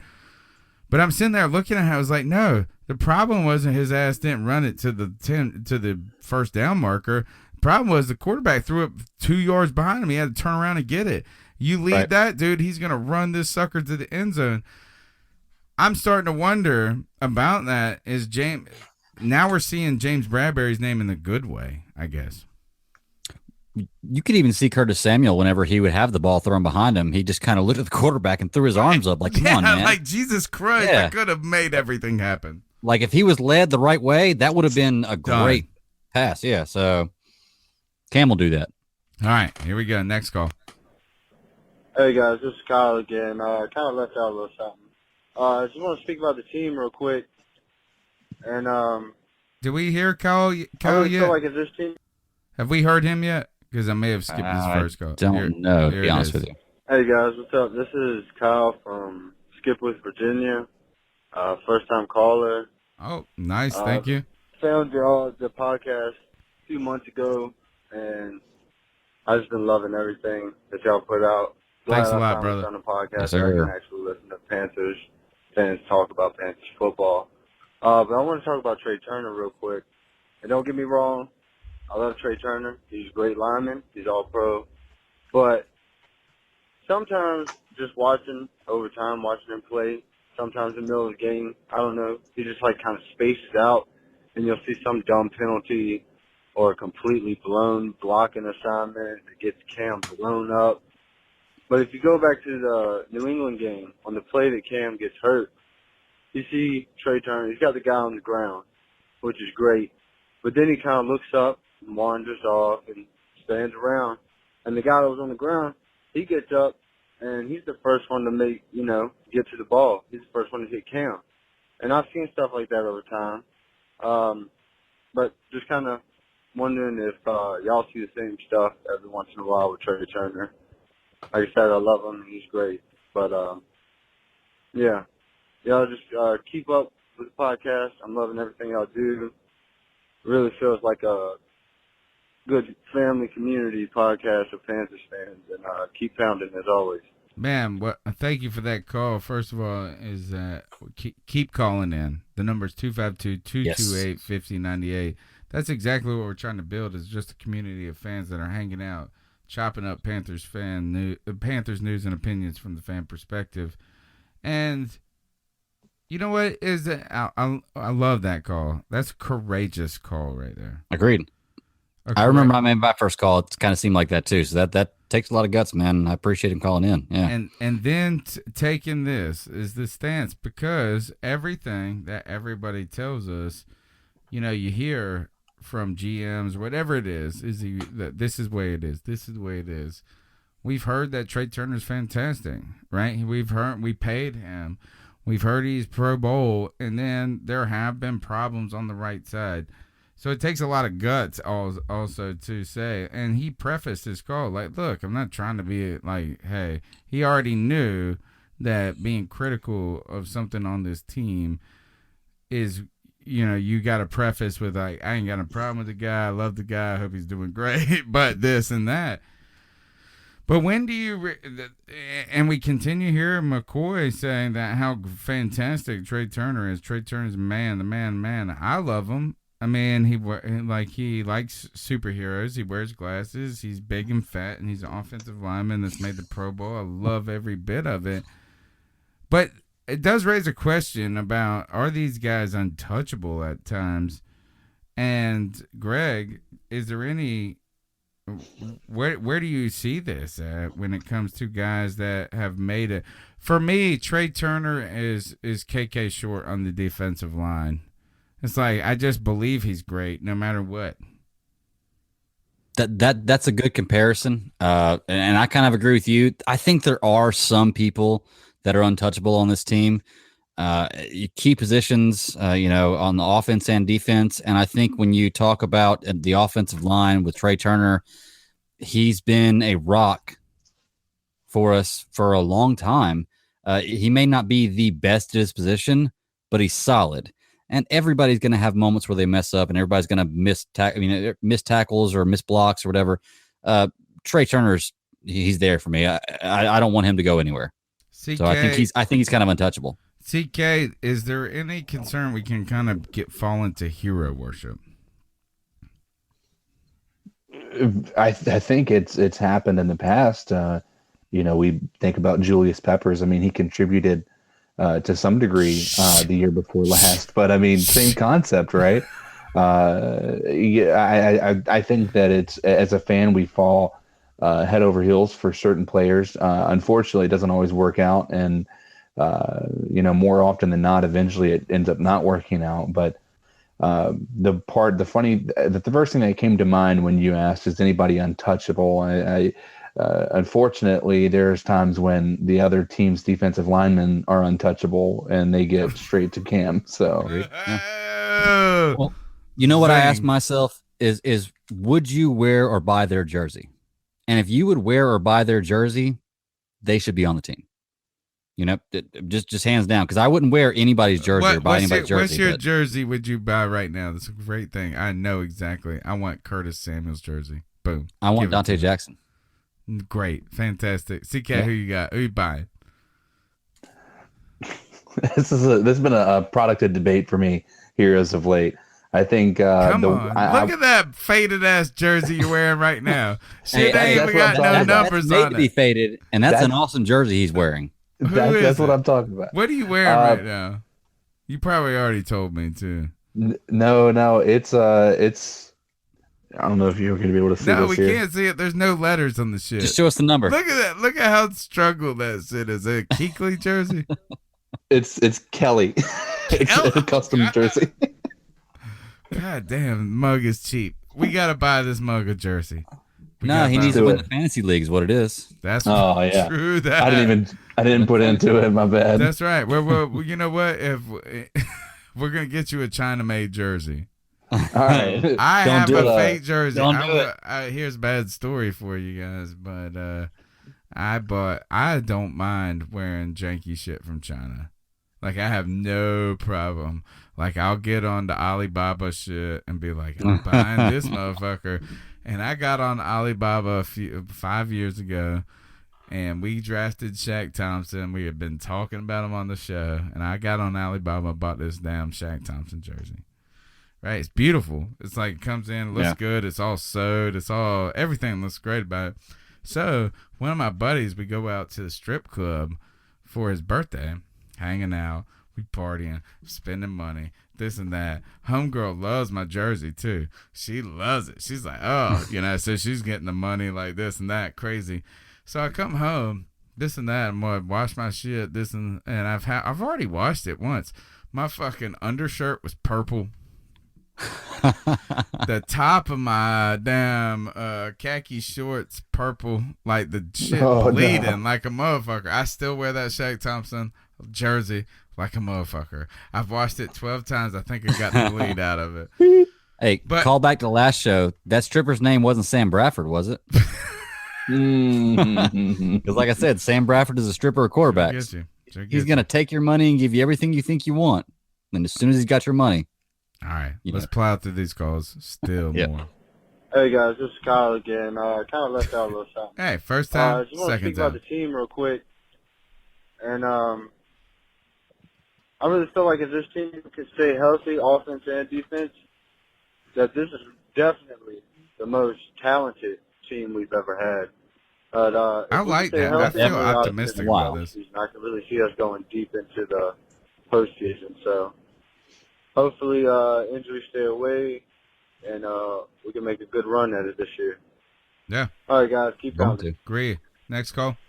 What's up, C3? This is Nova Black again. What's it. up, Joe? What's up, Cody? What's up, Tony? You guys? Hey, I love you guys. You guys don't stop and don't skip a beat, man. I'm telling you. My dude. This is the best kind of podcast ever. And I'm going to petition Mr. Tepper to sign you guys to some kind of contract because we need y'all. And it's from a fan's perspective.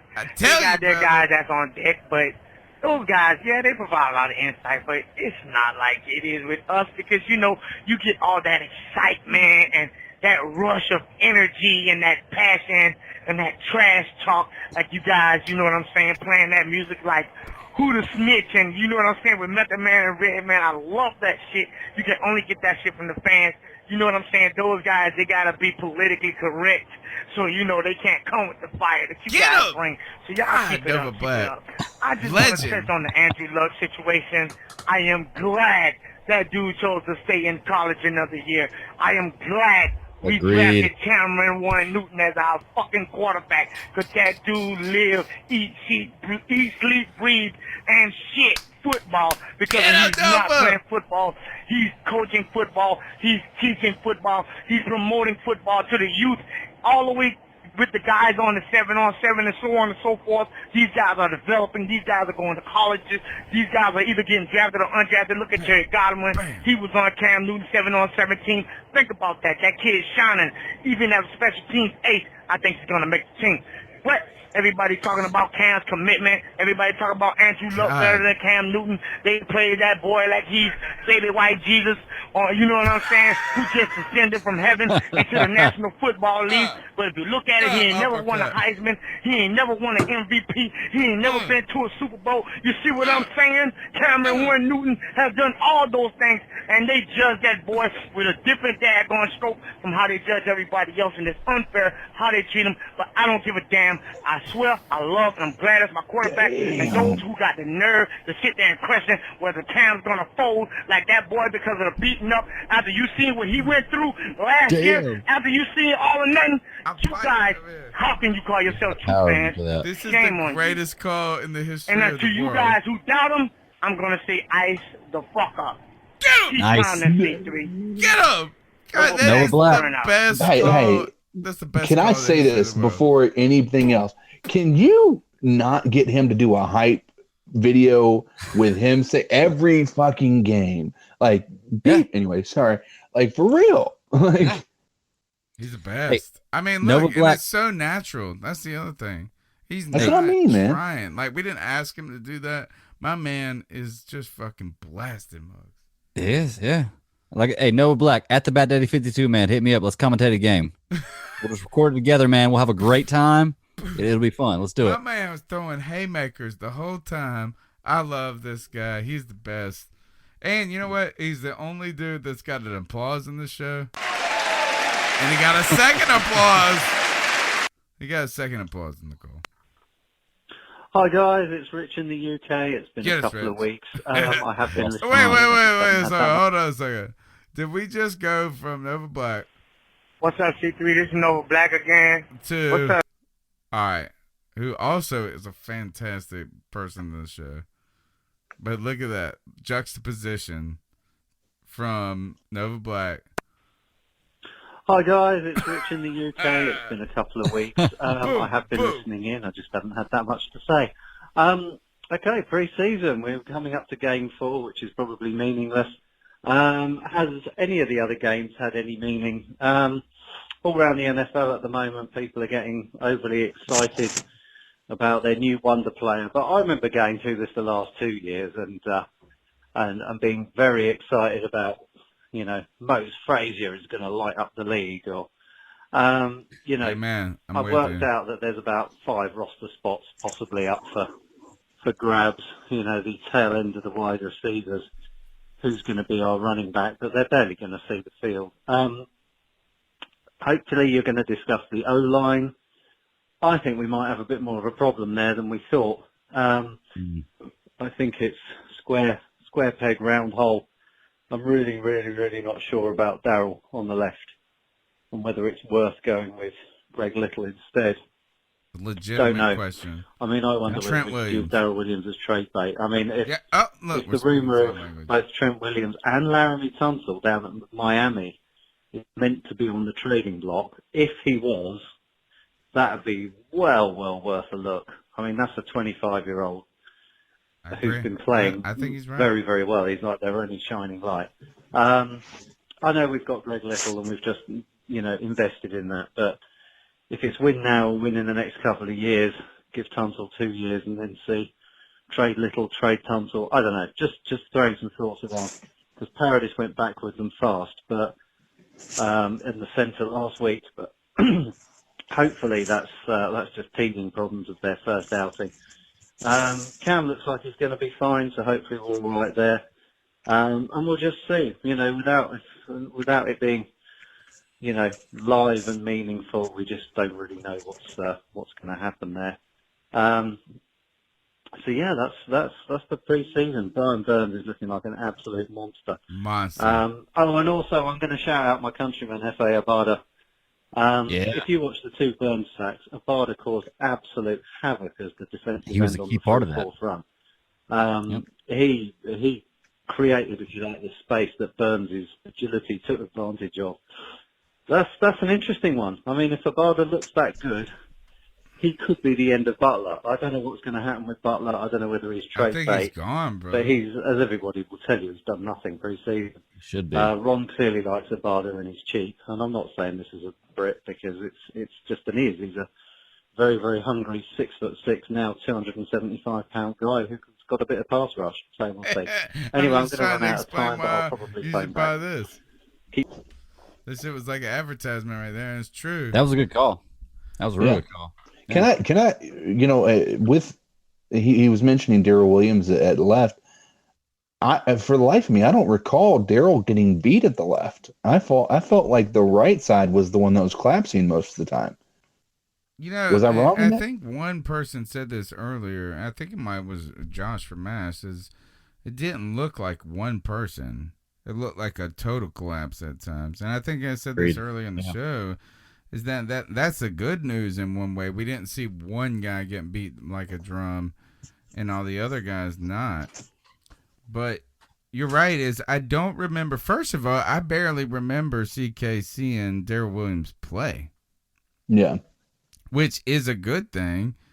That's what I because mean. when you notice offensive linemen playing, it's a bad thing. And that's where unfortunately, I noticed Greg Little a little bit more than I wanted to during that game. Granted, the penalties, some of one of them are a little questionable, but for the life, I don't recall Darryl Williams failing us at left. I think the issue is Josh from Mass said is it felt like a total collapse, but I think that happens with when you have multiple holes and you have certain, it's almost like a wall falling down, right? One piece, not so bad. 2 pieces, now all of a sudden, the entire wall is starting to collapse a little bit. I think it's kind of a situation like that where you have so many holes in a cup. There's only so much that each piece is going to be able to fix until they get those holes figured out. And that's what I think. I think the right side is a major issue if I had to put my guess to it. For me, when it comes to offensive line, I think they weren't helped by by the strategy of what we're trying to do. Like, there's ways you can help the offensive line. But going back to this is the other thrust of the question goes to F.A. Obata. And ultimately, we're looking at a system that has a bunch of defensive ends / linebackers. There's kind of a gluttony almost at that position at the defensive end. If you think about it, Mario Addison on one side, then you get Bruce Irvin, you get who else we got? Mario Addison, Bruce Irvin, and we got one other veteran at that spot too. Mario Addison, Bruce Irvin. Are you talking about Cox, Brian Cox?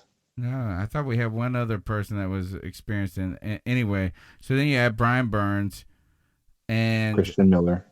Yep, Christian Marquise Miller. Haynes. Yeah, and Marquise Haynes is there kind of a gluttony at one type of position, but again we look at this is that while you're thinking about a gluttony at that position potentially hurting F.A. Obata. F.A. Obata has been a manly man out there. He looks like he's kind of throwing his body around wildly at times. That's the only negative criticism I have about F.A. is that he just looks like this giant mug that's like, I'm just going to beast everybody, and sometimes it doesn't work out.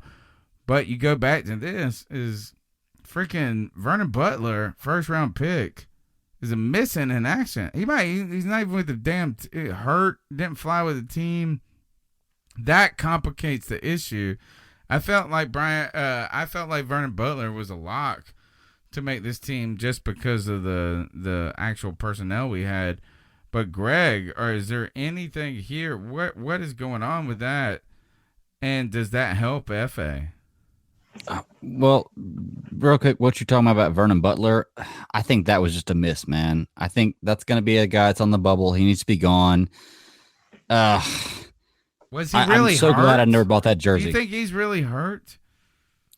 Like, they didn't even bring him with him. They didn't even bring him with them to the damn New England game. Yeah, I don't know if he's hurt or if the team's just protecting him, but he just, I don't think he's a good fit. I don't think he is what we expected him to be. I honestly am ready to get rid of Vernon Butler. I haven't seen anything from him. It's 4 years now? Yeah. 3 years? 4? Yeah. It's just, I haven't seen anything. We're in year 4. We're definitely in year 4. And on top of that, another one, too, is Rashawn Golden missing on that trip. Yeah. And we have not heard why that was. Was it like team decision, personal reason? So sort of strange things on that are being brought up by that call. Very interesting. Let's go to the next one. I think he's coming back for more. Andrew Luck retired. That's a shame, isn't it? I did read a good article that apparently he didn't turn the Panthers down and always intended to do 4 years. Oh, is this so Andrew Luck? There's that. Yeah, it's interesting. In my line of work, I did a lot in pain and pain science, and it's now well known that pain, there's a 3-prong attack. It's a biological, psychological, social issue. Every NFL player has a biological injury, all of them. They're all beaten up all the time. The psychological, though, ties in with the social, and I put a fairly inflammatory tweet out, actually, suggesting, I hate to say it, white privilege, but Andrew Luck's world is he can do whatever he wants now. Okay, he's a Stanford man, he's bright, his world is his oyster. On another podcast, they said he can do what he wants twice. Yeah, Rich is the best. That affects your psychology. You know, Andrew Luck didn't come from the streets. Andrew Luck wasn't homeless sleeping in a car. Andrew Luck knows who his dad was. Andrew Luck did not have his cousin shot, etc. He may have done, but do you know what I mean? It's the pressure for him. Football is not all there is. He's seen the bigger world. He knows the bigger world, and therefore he can step away from football and go and do something else. Thomas Davis fought back from 2 ACLs. What would happen if Cam quit now? And I mean, that's been thrown around by everybody, but we all know there'd be absolute uproar. And Cal Turd would probably start enjoying himself far too much. But I'm rather rooting for a Panthers Browns Super Bowl. Just so Mayfield and Mayfield and Cam could go on Cal Turd's show afterwards. I think that'd probably suit everybody, really. Anyway, I think that's about the only intelligent thing I have to say about that. But yeah, the psychology of not wanting to deal with it is linked to the fact that he's got options in the world. It is not the be-all and end-all, and he can go and do it, whereas, your concussed 340-pound lineman who's only done 3 years in the league and $2 million needs to hide that and carry on. That's really what it is. And it's not necessarily that luck is soft, it's just why bother when you can do other things. And I think we all feel like that. Anyway, but the Cam Luck comparison can stop now. Anyway, that's enough rambling. 2 weeks worth of rambling, or 3 even. You do a great job, guys. The last point, if I've got time, very quickly. Maybe it's because we're close to the team and we love them and we think they're going to go 12-4, but we're not being rated very highly by anybody else. We're in the 8, 7, 9, 9, 7 area. So I hope they're all wrong. Anyway, keep pounding, guys. Most depressing call ever. Fantastic call, Rich Kingston. I love how Tim Tizzy comes in and gives the American translation for what he's trying to say. And Tim Tizzy says this. Ain't about that life. What he's trying to say is Andrew Luck ain't about that life. All right, Greg. What do you guys say about this? Go ahead. Yeah, I want to touch on that real quick. What he's saying has a lot of validity to it. He is very right.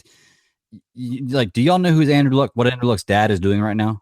No, but he's probably the XFL. He's the commissioner of the XFL. Okay, so now I'm not talking trash about anybody. I'm not saying anything because I haven't been to this life. But when you have a life where you grow up where your father is an NFL player, and you go to Stanford, so you obviously have either talent or money or a little bit of both, and money is not a problem. This is a very simpler solution for Andrew Luck. Andrew Luck retired, and the Colts still gave him the $24 million that he owed them. Still gave that to him, so he retired as a guy. Why did they do that? I don't know. I don't understand that. Like we actually feel great. That's the freakiest weird thing I've never heard of a business doing that. No, me either. But my point is, the choice was easy for him because he knows that even if they didn't give him that $24 million, he still made $75 million. The worst his ass got was that 4-second boo. Where everybody, they got the worst that happened to Luck was those 4 seconds of booing at that stadium. And then all the people came out telling everybody how people who booed were assholes. Oh, don't worry. I'm getting my ice up pick later. We're going to hit on this. CK, I know you want to get in there. Yeah. Well, first I wanted to just point out one piece. They didn't give him $24 million or whatever that was. They just elected not to take it from him because they'd already given it to him. Basically given it to him. Yeah. Well, so bitch, give that shit back. That's what I would say. But sorry, my bad.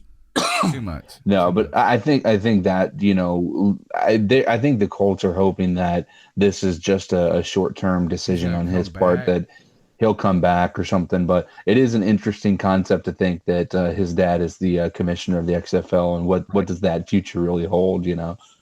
I'm willing to bet he's going to be either a player, which I doubt because of the reasons he gave that he quit, or a high executive in the XFL in the future. If he plays in the XFL, when you know you have that, it's easy to give up this money. Such a bitch.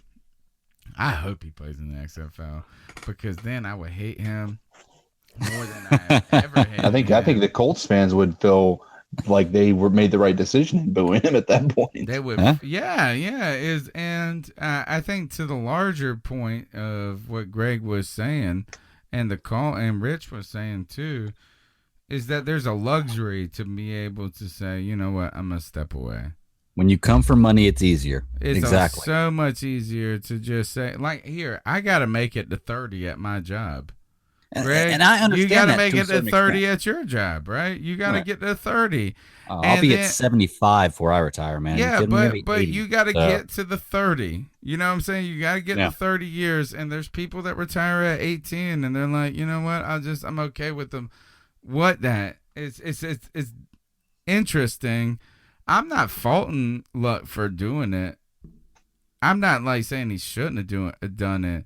I just know this, as I've always said, I'm on that Cam dick. Screw that Luck one. That's where I'm at. I know where that I'm would be at. I know B-roll where on my my podcast. bread's buttered. Yeah. I know That would be where definite B-roll on my podcast. Yeah. He just recorded that shit. I should not have said that out loud.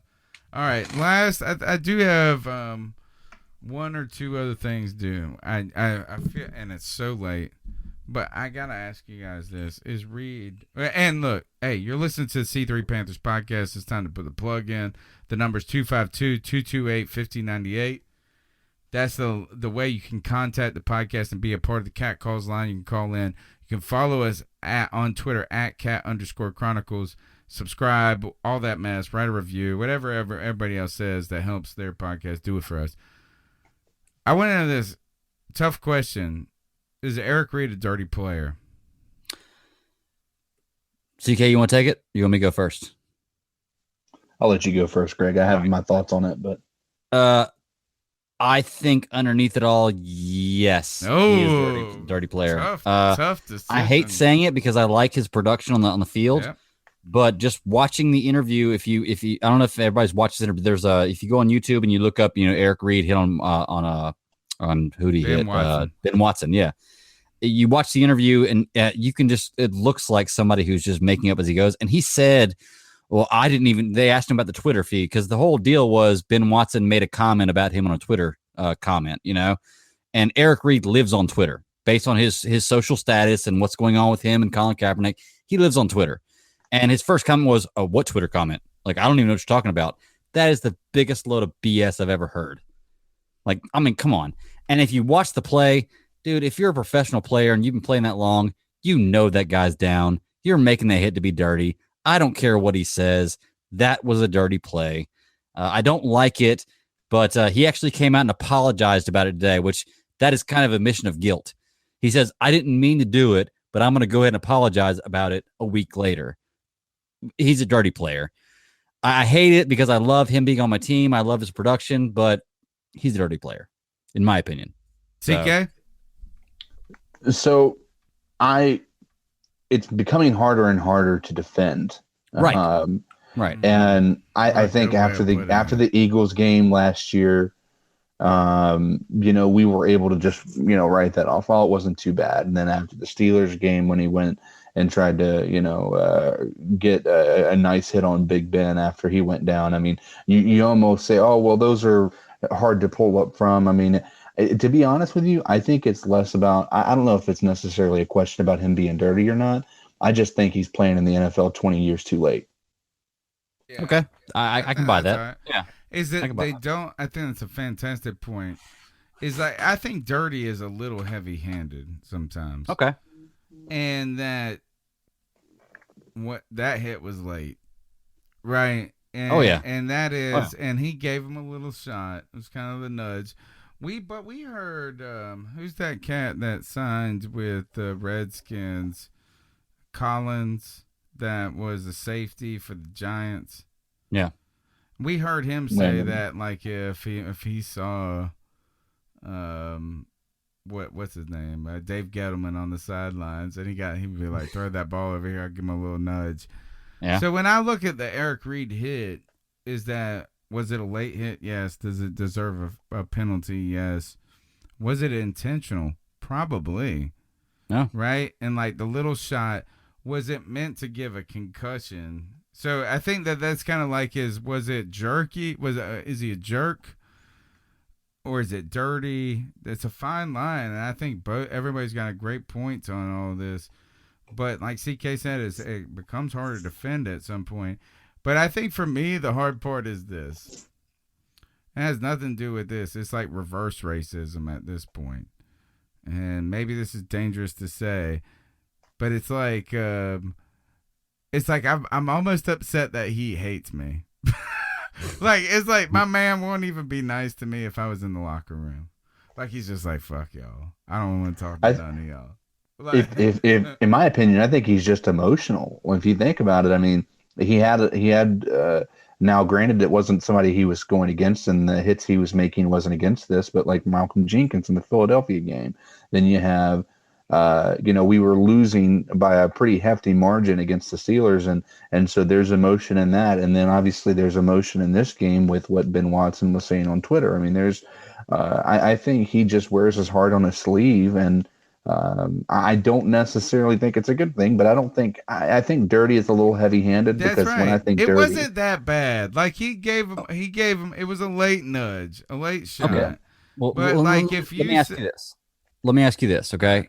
Had there not been the concussion, had he hit the player and he got the flag and everything else, and there wasn't a concussion, do you think we'd hear about it the same way? No. Yes. Okay. I do. Oh, wow. And two, let me ask you, if you like to drink and you go out and drink and drive and you get into an accident, are you not looked at, or you get in an accident and you hurt somebody, are you not looked at worse if you do that as opposed to you going out and drinking and driving and you get away with it? Like, doesn't it change the whole, like the result of it changes everything? Your point saying that is we can't look at this objectively because it's Eric Reed? Is that what your point is? No, my point is we can't look at it objectively because of the result of what happened. Like, no matter who does that, right. the result is the same. There was a concussion. It was a late hit, obviously, and there was a concussion. It's barely a concussion. That's the thing, is that if my man would have decked him, he kind of just threw his body into him late. He has... That is, when it comes to dirty player, I don't think you're right. I think everybody's right. Is that I don't think it's dirty. I think he's just kind of like, he gives you the extra. He's a jerk. Well, he walks the line. Yeah. I don't think he meant to give a concussion, but I think he meant to lay a late hit, and the concussion was a result he didn't want, but because he took that risk, like drinking and driving, that is what happened, and he has to accept that penalty, or has to accept that's what happened to it. You know, you have to accept it. He can get suspended now if he gets another one of those later in the season. I believe there's a suspension pending. All right, we were trying to do the 50-man roster. It ain't gonna happen. Yeah, just I was prepared for it, but yeah. Tell me this: is where are the positions that you're interested when the cut time comes? CK, I'm sorry, you locked up. What was it? What positions are on your kind of radar when it comes cut time? For me, it's all offense. Wide receiver, running back. I don't think we're deep enough on the defensive end as far as defensive line, cornerbacks, linebackers. I'm not looking into that because we need to be a little deeper with that, because if something happens with one of those, we're done. For me, it's wide receivers, running backs. Everywhere else, I think we need the depth. So I know we have about 6 or 7 guys on wide receiver. We have 5 guys on running back. That's just the place I would cut personally. So all right. So last year, I think we went into the season with 2 running backs and a fullback. Right, and I gotta argue, guys, is that Cody, I'm missing Cody Lashney on this show tonight, because after week 3, I am on the Scarlett bandwagon. I agree. I agree. Think he's the dude. He looks good. He looks like a running back. Guys, are we gonna see a cut there?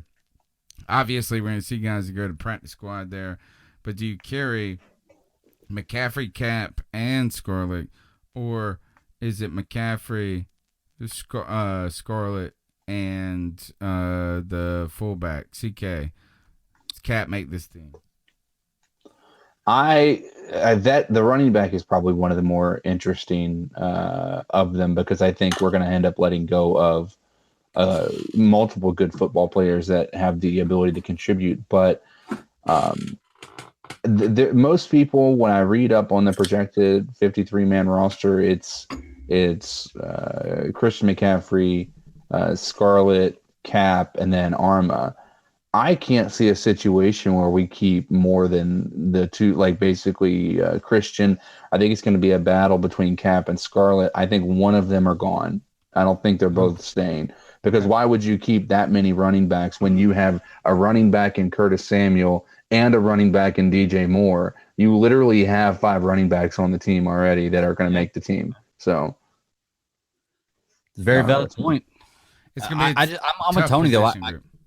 I say I'm with Tony though. I'm a Cap guy. I can't let go of Cap, and I feel like the moment we do and put him on our practice squad and somebody picks him up, he's gonna blow up, and we're gonna kick ourselves in the ass. for never giving him a hat and never giving him a chance. We have had 4 or 5 years with him now where we haven't really given him a chance to play. We missed his time. We missed his time, man. I'm on the Scarlet train now. I love Cap, but we missed his time. Now, coming back to this is that when you go to the offensive line struggles there, I don't think we're going to be cutting anybody that we suspect. Now we move to deep, like when I say suspect, is that right now we're trying to about add players to the offensive line, not cut players. So who cares about the bubble? Mugs are making it. But on the defensive line, we got a lot of studs here. I think the questions come back to this. Is Vernon Butler making this team? Is there any chance that a guy – what do you do with Mario Addison? Keep Addison. I'd keep Addison over Butler any day of the week. Well, I mean, I know that you would keep him over there, but at the same time, you've got Burns.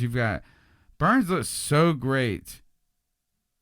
I don't know what to do. Is there any concern that there could be a cut? Look, obviously, I think Brian Cox Jr. now, because of the weed charge, probably has a much harder time making it. Does F.A. Obata make this? Obviously, I think F.A. Obata gets cut before Mario Addison. Where are the deep cuts or the intrigue, Cody? CK, where are you at on the defensive line really quickly? I think that we're going to have a surprise cut. In my opinion, I think once we switch over to this 3-4, I think it's not going to benefit Mario Addison as much. I think the 4-3 was his bread and butter, and I think that's where he succeeded. So I think we'll see a surprise, elimination from that defense. Burns just looks so good. Yeah. The other piece, and I'll, move on from this, I think we'll have a surprise cut on the wide receivers as well. I don't think that the projected starters are going to be who we actually go with. Is Graham getting... tell us who the starters are. Tell us who projected starters are right now DJ Samuel, Torrey Hogan, Mr. Reliable, I can't remember his name, right. And then and then Godwin. Those are the ones that they're suggesting. I think that there's a chance that Hogan or Torrey Smith don't make it. Interesting. I saw Torrey Smith out there earlier before Hogan, so it suggests he's a little higher in the in the rankings. But you're right, is there's some guys, if you think about it, if they really feel good at those positions, Curtis Samuel, DJ Moore, Jarris Wright, that's 3, Hogan, Torrey Smith, that's 5. That's really what a team that feels good about their wide receiver core does. And I'm trying to think here, guys, is ultimately comes back, damn Graham Gano. Does Graham Gano make this team? How is that possible that he doesn't, A, and B, I hope he doesn't. Well, I wanted to touch on that because actually I wanted to bring that up earlier. I read an article earlier about Graham Gano being traded to the Bears, a possibility. God, and they would crucify him. Well, regardless of where he gets traded, if we can get rid of him, because here's the thing: if we don't get rid of him and we put Sly on the practice squad, he can get picked up like Harrison Butker did, and we get nothing for him. But if we get rid of Gano, if we trade him for a pick next year, a 3rd round pick, a 2nd round pick, whatever, we save $2 million in cap space. So there is an incentive to get rid of an aging kicker and bring in a guy who is not missed a kick since he's been with us in a game. That shows he has the leg. He had a 55-yarder a couple weeks ago that would have gone for 60, 63. So he's got the leg, he's got the accuracy. I think, as much as I hate to say it, I hate to say it, maybe it's time to part ways with Gano. Don't hate to say it. I hate that dude. CK, real quick, what's harder to kick at? If you're Graham Gano and we send him his walking papers and we had our choice of where we're going to trade him, where's he more sad at? If we trade him to Tampa Bay, where kickers can't kick, or we trade him to Chicago, where kickers can't kick there either. God dang. I think the answer is Tampa Bay because they can't win games either. I don't want to go to a division rival. Yeah. I think he would be more sad. For 100 if he goes to the fucking Tampa Bay Buccaneers, asshole. What you got, CK? I was going to say, I think that Tampa Bay would definitely be the sadder of the two because I think the Bears give him a chance to at least be a contender. And if they can get their stuff right, it's not going to ever really come down to just a field goal like it did in the playoffs last year. So, yeah, poor Chicago. It's a tough place to kick. Tough place to kick. The only worst place to kick is Minnesota, where Zimmer will fire your ass right after you missed that kick, and that mug fired you before he take your fucking jersey before you walk off the field. All right. Yeah, Kai's still not assigned yet. So. Yeah. All right. So look, I think we've gone through about everything for the show. I think the end of the show now comes to this is I don't think there's anything left to do unless you guys have any other subjects. I think it's time to ice mugs up. Let's do it. Real quick, I wore this shirt just for tonight.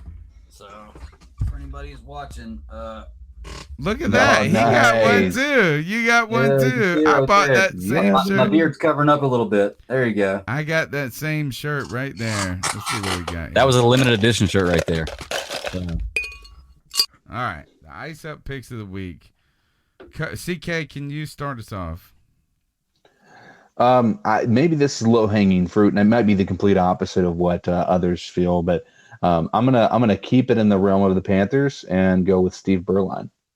Ooh, tell us. I gotta why. hear this. I like this. Yeah. So basically, he came out and he said, heavy-handed, didn't they? Once again, low hanging fruit, because I think that Greg's gonna go this route too. But with Andrew Luck, the criticism that's coming around to him. For making the decision he felt was best for his life. And we'll find out moving forward if it was or not. But, Steve Berline came out and doubled down on the fact that it's indefensible to do what he's done. I get some of the points that he's made, but he is not doing himself any favors by going the way that he is, because I think 95% of the world is in agreement that Andrew Luck did what he needed to do for himself, his family, his future. And Steve Berline came out and said that it was a very selfish move. It's indefensible. It's not something that a good teammate would have done. And I think it's pretty interesting to see that happen like that. So, okay. Yeah, he went after him too. You're right. And he questioned the timing of all of this. And in some ways, so tell him what he needs to do, CK. It needs to ice up, son. And so and the strange thing, to give credit when it comes to Berline on this case, is that he did take the opposite position that the rest of the world took. Yeah, fair enough. What I'm saying is that he did not, and like you said, he doubled down. Everybody else has told us that we should cry about our booing. You know what I'm saying? Like Brandon Herbert has told us, shame on you for any asshole that makes fun of Luck quitting.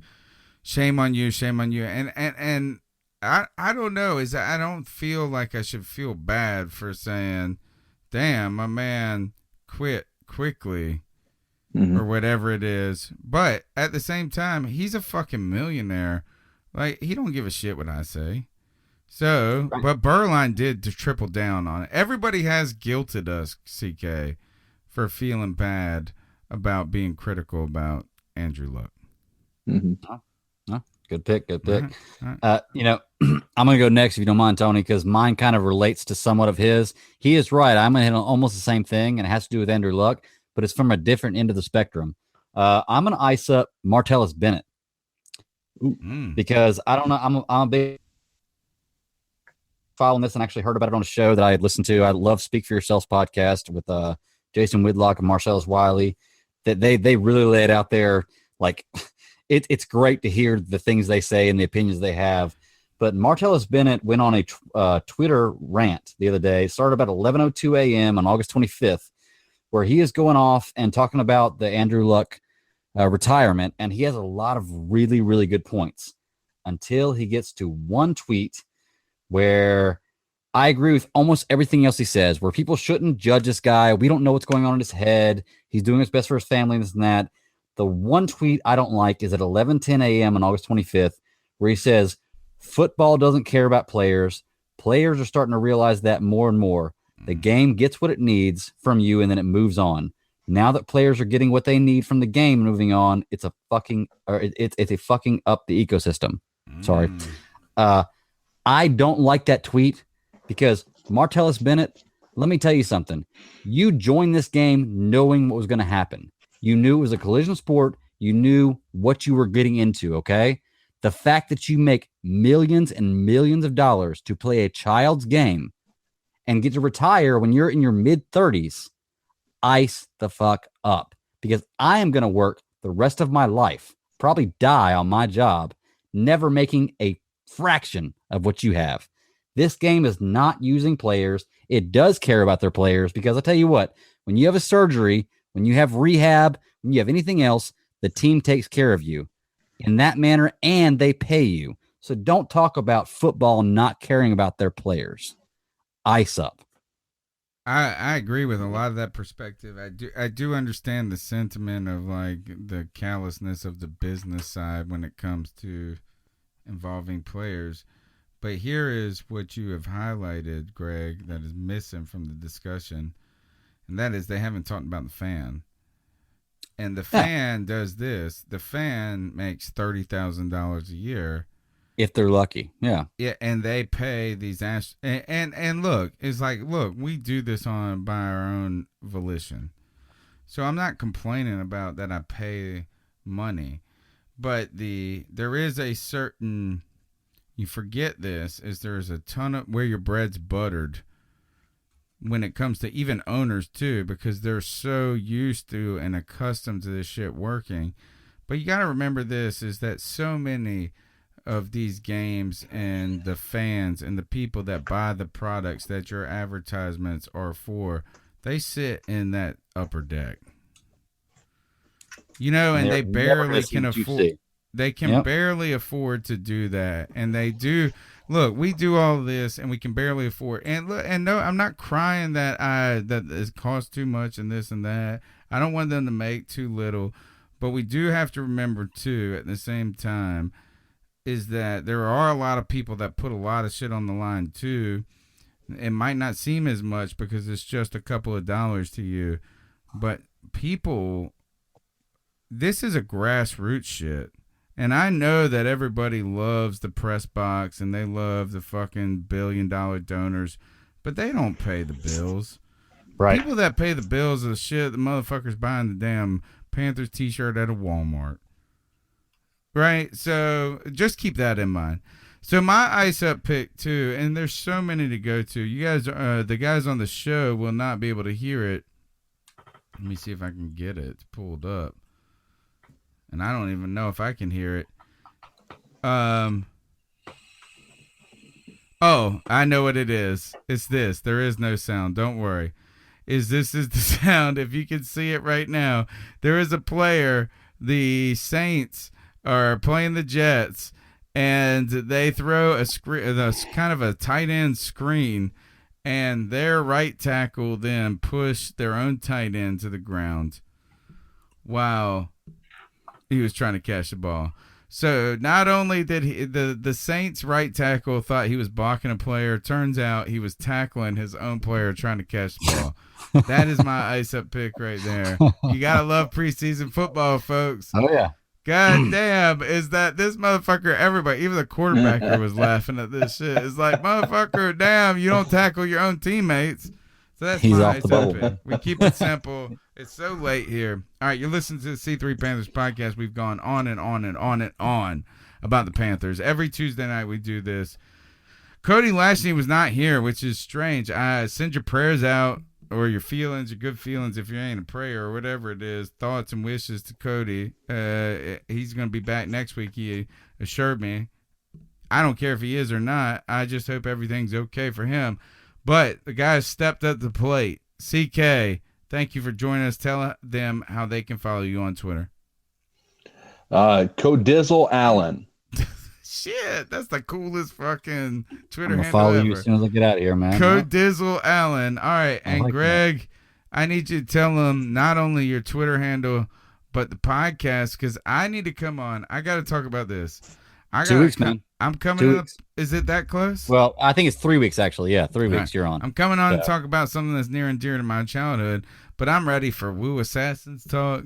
I'm ready to talk about a lot of things because I need your help on this. This is where I am. My nerd problems on this, Greg, is I'm trying to get in this shit and I feel like I don't understand half of it. I'm like, man, Greg probably knows who all these people are and shit. This is just went over my head like a child. Anyway, I'm ready for it. I'm excited to talk about Ninja Turtles, but tell them where they can follow you on Twitter and your podcast, please. All right, man. We are psyched to have you on, by the way, man. It's awesome. I can't wait to see you or hear you. But you can find me at the Bad Daddy 52 on Twitter.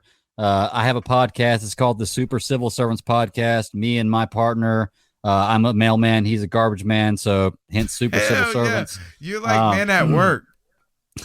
We're about 16 episodes in. We just started this up, so we're getting our feet wet. We're really starting to take some, pick up some steam here.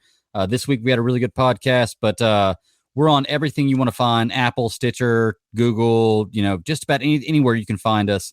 Once again, at the Super Civil Servants Podcast, you can contact us at SCS1 on Twitter, or you can email us the same thing at SCS1 on yahoo.com.